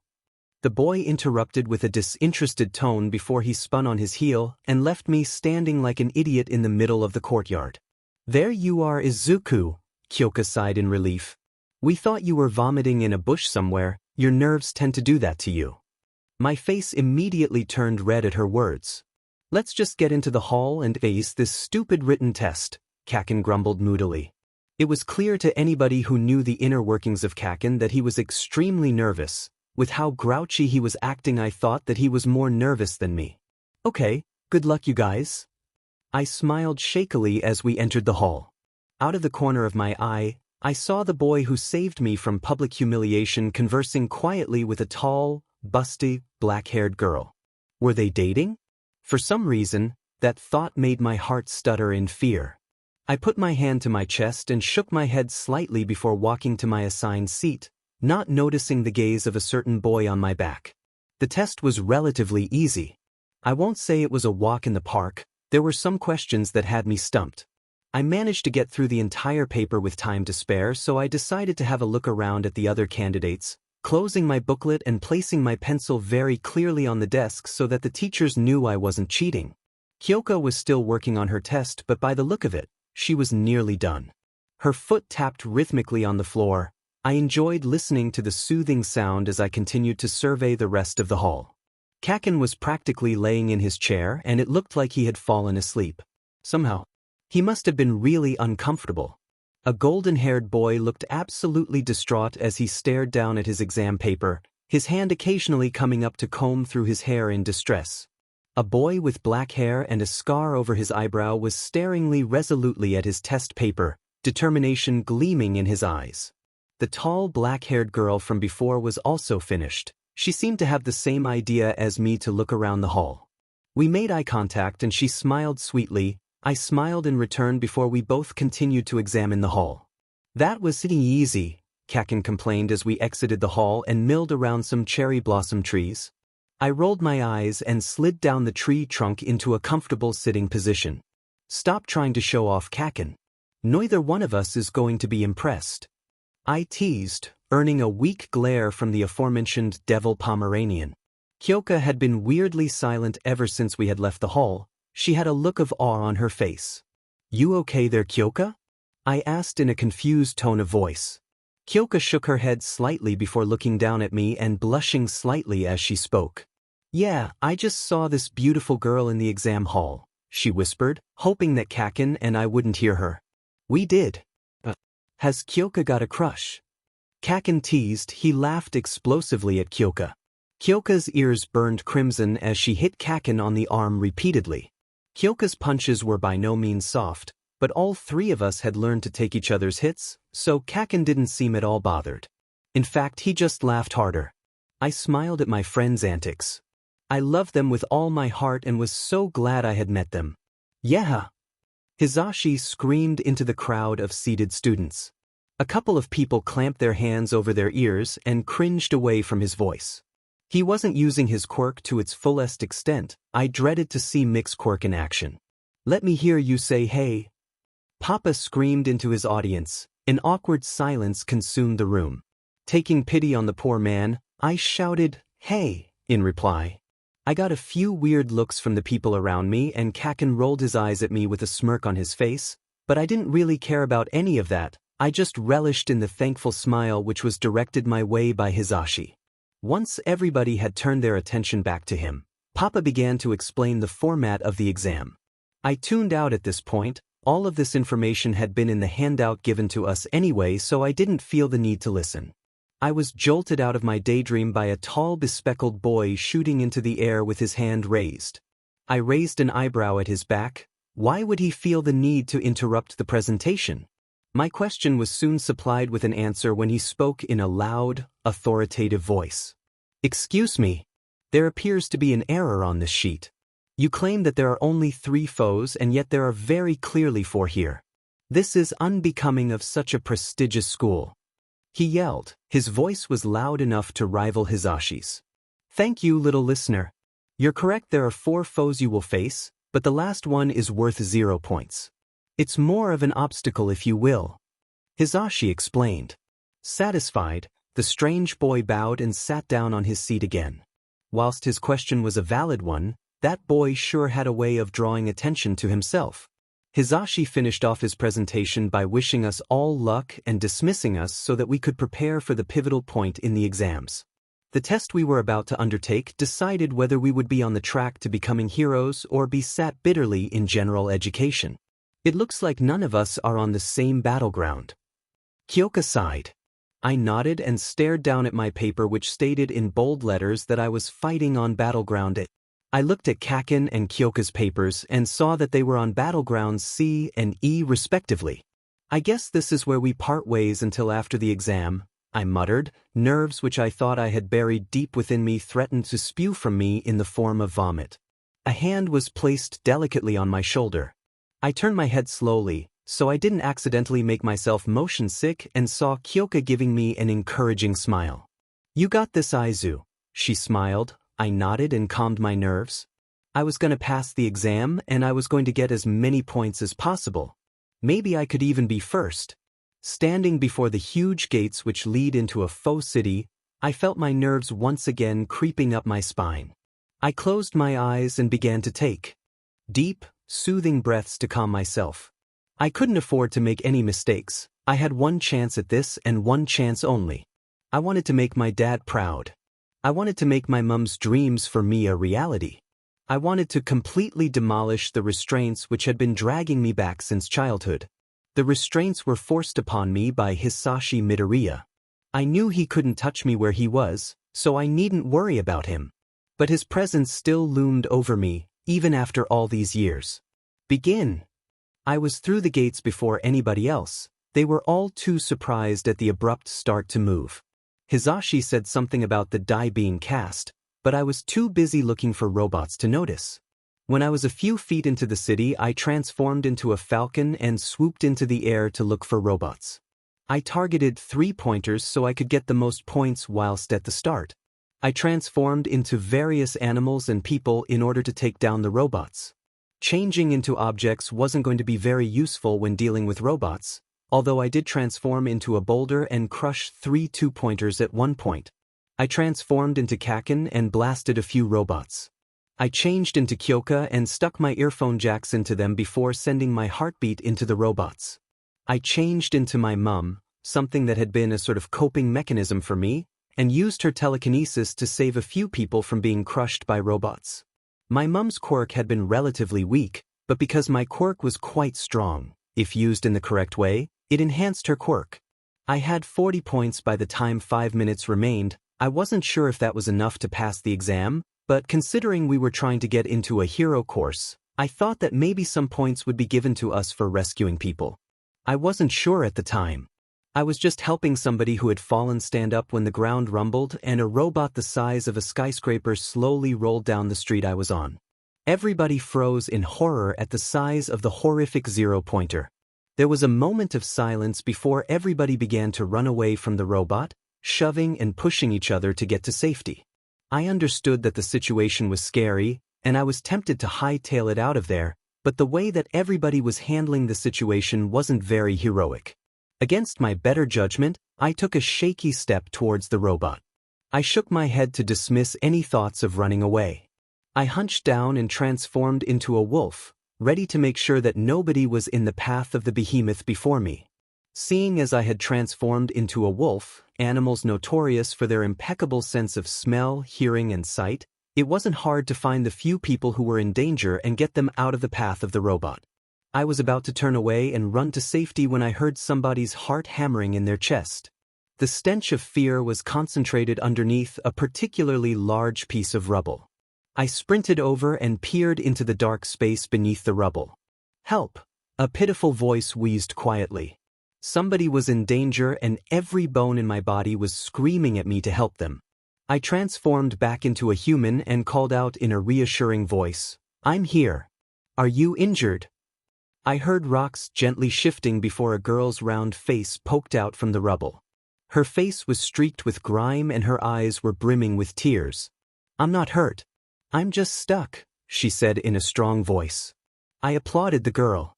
Even in such a scary situation, she still held her chin up. I looked back at the robot and saw it was practically standing on us. There wasn't much time to act. I spun back around and surveyed the rubble. It looked too big for me to pick up with my mum's quirk, and I couldn't really do much to the robot with any of my close friends and family's quirks. I could use Papa's, but it would have harmed the girl as well as pushing the robot back. "What's your quirk?" I asked in a rush. My heart was hammering and my hands were really sweaty. "Zero gravity?" she answered, though she sounded like she was asking a question. There was no time to waste. I just hoped she could use it on big items. I shook my arms slightly and relaxed my muscles before taking in the girl's face. Big pink cheeks. Brown eyes. Chocolate hair seemed to defy gravity. Her appearance wasn't all that difficult. I closed my eyes and allowed myself to transform into the girl in front of me. "Oh my," she whispered in awe. I didn't have time to observe her reaction though. I needed to get her out from under the slab of concrete weighing her down. I looked down at my hands and saw the pads of my fingers looked slightly raised. With no further hesitation, I placed my hands on the concrete, causing it to float upwards as if it were in space. The girl quickly stood up. We began to run together away from the robot and towards safety. I was so thankful that the robot seemed to move at a snail pace. The exam was over. My nerves about actually doing the exam had now diminished. They were instead replaced with the fears of my results. Did I do enough? Was rescuing people point-worthy? How did Kaken and Kyoka do? These were just a few of the questions which spiraled through my mind. Hey, thanks for saving me back there. A sweet and familiar voice spoke up to my left. I turned my head and saw the girl from before. She was smiling sheepishly and rubbing the back of her head slightly. My name is Uraraka Achiko. She smiled at me and held out her hand for a handshake. I shook her hand and noticed how she expertly kept her middle finger off of my skin. It must be annoying to make everything you touch float. Aizawa Midoriya Izuku. I smiled in return. I had a feeling that if we both made it into UA we were going to be good friends. That evening, I was laying on the sofa, watching a stupid satire show on the TV when Shota solemnly sat opposite me. I looked at him quizzically. His expression was distressed and despondent, which was odd, considering he never had any sort of expression. Izuku, there's something I need to tell you. You're not going to like it. Izuku, there's something I need to tell you. You're not going to like it. Shota's POV. At my words, Izuku sat up from his relaxed position and looked at me with worry shining in his viridian eyes. "What is it, Dad? You're scaring me a bit," he chuckled nervously. I watched as he fiddled with his hands and looked around the room, avoiding my gaze at all costs. If anybody were to walk in, it would look like Izuku was guilty of something. I knew I had to tell the poor kid what had happened. It concerned his biological father after all. Izuku wouldn't enjoy the news I was about to give him, but I was a firm believer in not sugarcoating anything. Sugarcoating this information would only harm Izuku. He was old enough to understand the implications of the news. I took a deep breath and slowly exhaled, preparing myself for the very negative reaction I was about to receive. Izuku, I don't want to tell you this in all honesty. You're my son and telling you this will upset you. I ran my hand through my hair and sighed heavily. I was procrastinating. I needed to tell it to him straight. Adding in extra words and drawing out the truth would just bring him more pain. Izuku, somebody has helped your father to escape from prison. He's on the run from the police and there is no evidence as to who has helped him, but the police and heroes are working to find and apprehend him. I explained bluntly. There was no way to say what I said in a kind way. I said it how it was. I just had to be ready to help Izuku through whatever was going to happen to him in the future. Izuku's POV. I stared blankly at my dad. His words didn't register in my head. I didn't want them to register. Why did this have to happen? I had just broken the chains that bound me. I was free of his looming presence. But he just had to F it up. Hisashi Midoriya. I sat in silence for a long time, just staring at the floor. Shota's words ricocheted around my head. My mind kept wandering to the words, somebody has helped. Hisashi had help. The son of a beach had help. Nothing seemed real. He was supposed to serve his sentences for his countless crimes for the rest of his life. He was supposed to die in prison. I was never supposed to hear from him again. Izuku, problem child, please listen to me. I was broken reverie by my dad's voice calling out to me softly. I looked up with a blank gaze and saw that Shota looked extremely concerned. His lips moved but I didn't hear anything. It was all just white noise. Meaningless words. Words which would only be swallowed by the black abyss which is life. Izuku, please listen to me. Nobody is going to touch a single hair on your head. Mike, Kiyama, Emi and I are all going to look out for you. Nobody is getting near you. Your friends will protect you as well, okay? Dad whispered as he hugged me tightly. Hearing his words, the dam broke and all of my tears began to flow from my eyes in torrents. I cried into my dad's shoulder. My body shook with each sob as I wailed in lament. Every tear that I shed relieved a minuscule fraction of the pain and fear which consumed me. Even just knowing that I had people to help me through the ordeal calmed my racing heart slightly. That night, I cried myself to sleep in my real father's arms. Just because I had the genes of a monster, it doesn't mean he's my real dad. That night I had dreams about Hisashi finding me. He dragged me back to our old house by my arm, causing it to nearly be ripped from its socket. I cried pitifully with every step we took, getting closer and closer to the looming building which I associated with fear, pain, and punishment. I tried to dig my feet into the ground, but Hisashi just pulled harder. He was adamant on getting me into the house. I tried to speak, but no noise came out. The only noise was my crying. I was powerless in terms of both my words and my ability to fight. I was the same weak little 7 years old I had been all those years ago. When we made it to the house, the world whirlpooled and I was stood on the bottom step of the stairs looking into the kitchen. "Stop. Please, Hisashi." My mum's voice was full of fear as she begged. Hisashi made no noise as he started to beat her. I felt every blow, every burn, everything. I watched as my mum was beaten into unconsciousness and then to death. I watched and I was powerless to stop it. Once Hisashi was done with my mum, his murderous gaze turned to me. His features were dark and hard to distinguish, except for his eyes. Those eyes which caused fear to flow through my body. "I'm coming for you, Izuku." He hissed before the dream dissolved and I was left gasping for air in my room. The dream wouldn't leave me for a while after that. I saw Hisashi's glowing green eyes and my mother's lifeless face everywhere I looked. I carefully got out of bed and walked over to the shelf in the corner of my room. I picked up a photo frame which I'd had even before going to live with Shota. My mum, Hisashi, and I all smiled happily in the photo. It captured a perfect family moment for a not-so-perfect family. I took the photo with me back to bed and looked at the smile on my mum's youthful face as I slowly fell back into an uneasy slumber. The next morning, I woke up and stared at my ceiling blankly. I didn't have the motivation to get out of bed. My mum's killer was on the loose and I had no doubt that he would be ripping the world apart in his search for me. He would find me and punish me for getting him thrown away, for testifying against him in court.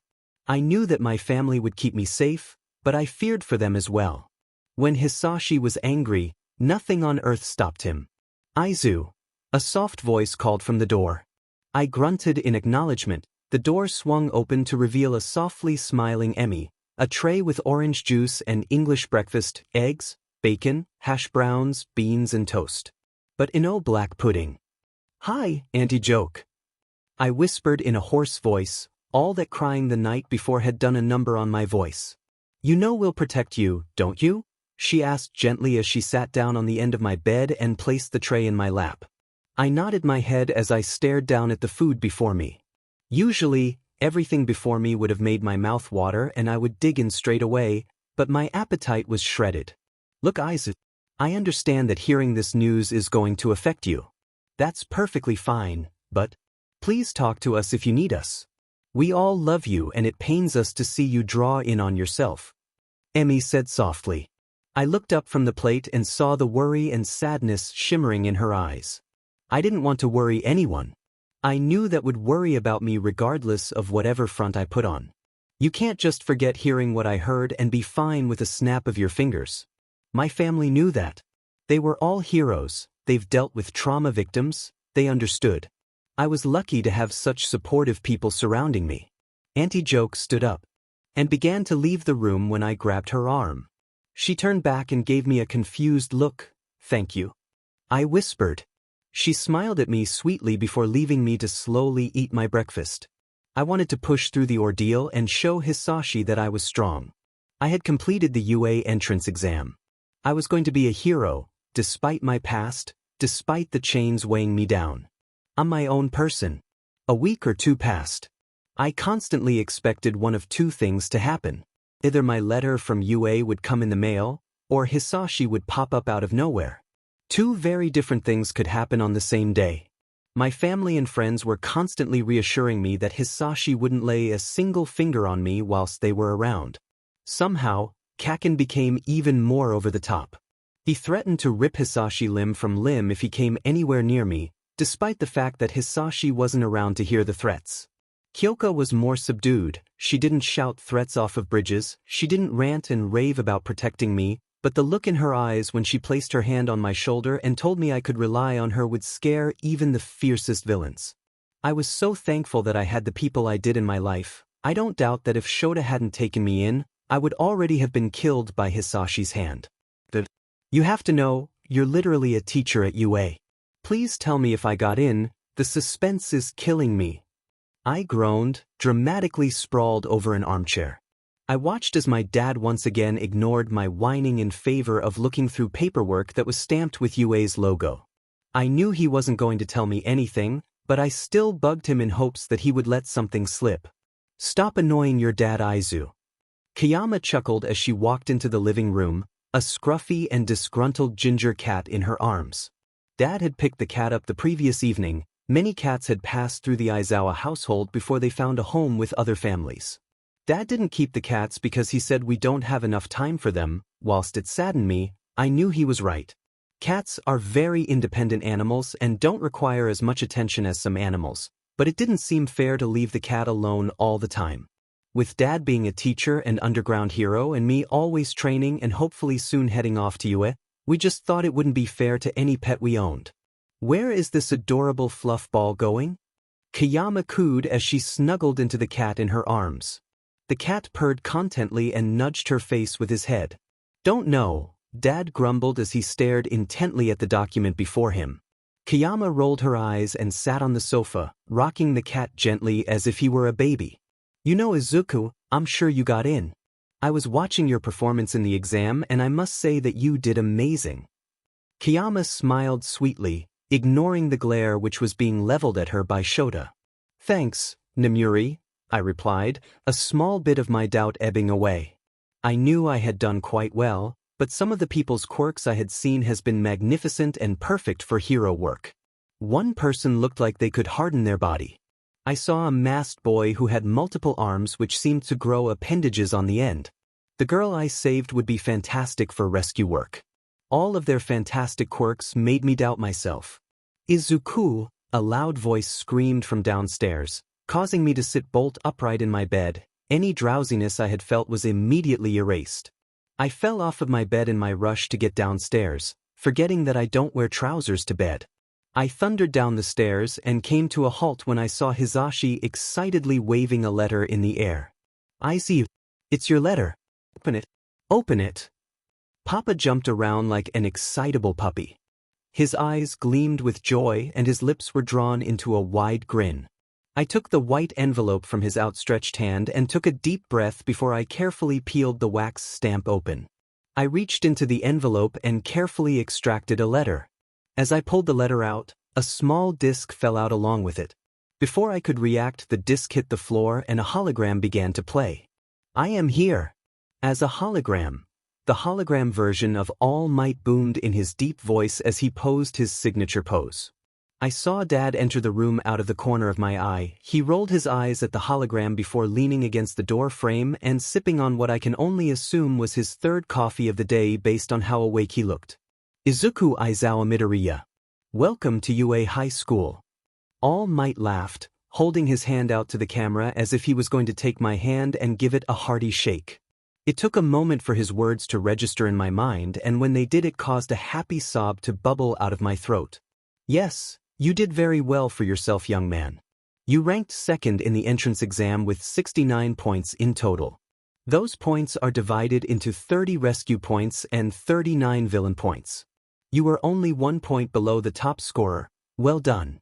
All Might cheered, holding out a thumbs up. I managed to beam even wider. I had come second. I knew that Kaken most likely came first, but you never know what kind of people we were up against. Now, as you know, the Hero Course exam was essential for you to get into UA's Hero Course, but you also needed a good academic score. I must say, young Aizawa Midoriya, you are quite bright. You got 89% on your test, ranking you 4th out of all of the applicants who sat the test. This is your Hero Academia. With those final words, the hologram flickered and ended and I was left there stood in shock. 89%? That number seemed like a mistake. Sure, I was quite a good student, but I never even entertained the notion of doing so well on UA's entrance exam. Well done, little listener. Hisashi shouted as he yanked me into a tight embrace. I stood in shock for a moment before I returned the hug. It seemed like a dream to me. I felt Dad hug me as well. We were all just in a tight hug before Dad pulled away. Go put some trousers on, Izu, he deadpanned. I looked down at my legs and blushed profusely when I realized that my boxers were on display for everyone to see. I quickly scampered up the stairs, the sound of my dad and Papa's laughs accompanying the patter of my feet on the carpet. You both did so well. Kyoka sighed as she flopped back onto the warm sand of the beach. After I had gotten dressed, I had called Kakin and Kyoka, telling them to meet me at the beach. When I had arrived, Kakin had looked extremely smug, a smirk plastered on his face. I got first on the hero entrance exam. And third in the academic exam, he yelled triumphantly. He let small explosions spark in his hands as a sign of his joy. I congratulated him with a pat on the back and turned to Kyoka. What rank did you get, Kyoka? I asked, taking note of how red her face was and how she was playing nervously with her earphone jacks. You don't have to tell me if you don't want to, I reassured her. She waved her hands in a dismissive gesture before looking into her lap. I came 12th in the hero exam and 7th in the academic exam, she muttered. I jumped onto her, pushing her back into the sand. That's amazing, Kyoka. I'm fairly certain there were only 36 open spaces for the hero course. You were ranked higher than half. I laughed in her ear, trying to be fairly quiet due to her enhanced hearing. Kyoka's arms wrapped around me in return as we rolled around on the beach, laughing and having fun. Kakin joined in on our sand fight not far into it. We celebrated together. We celebrated our successes and our shining future. The looming threat of Hisashi was forgotten.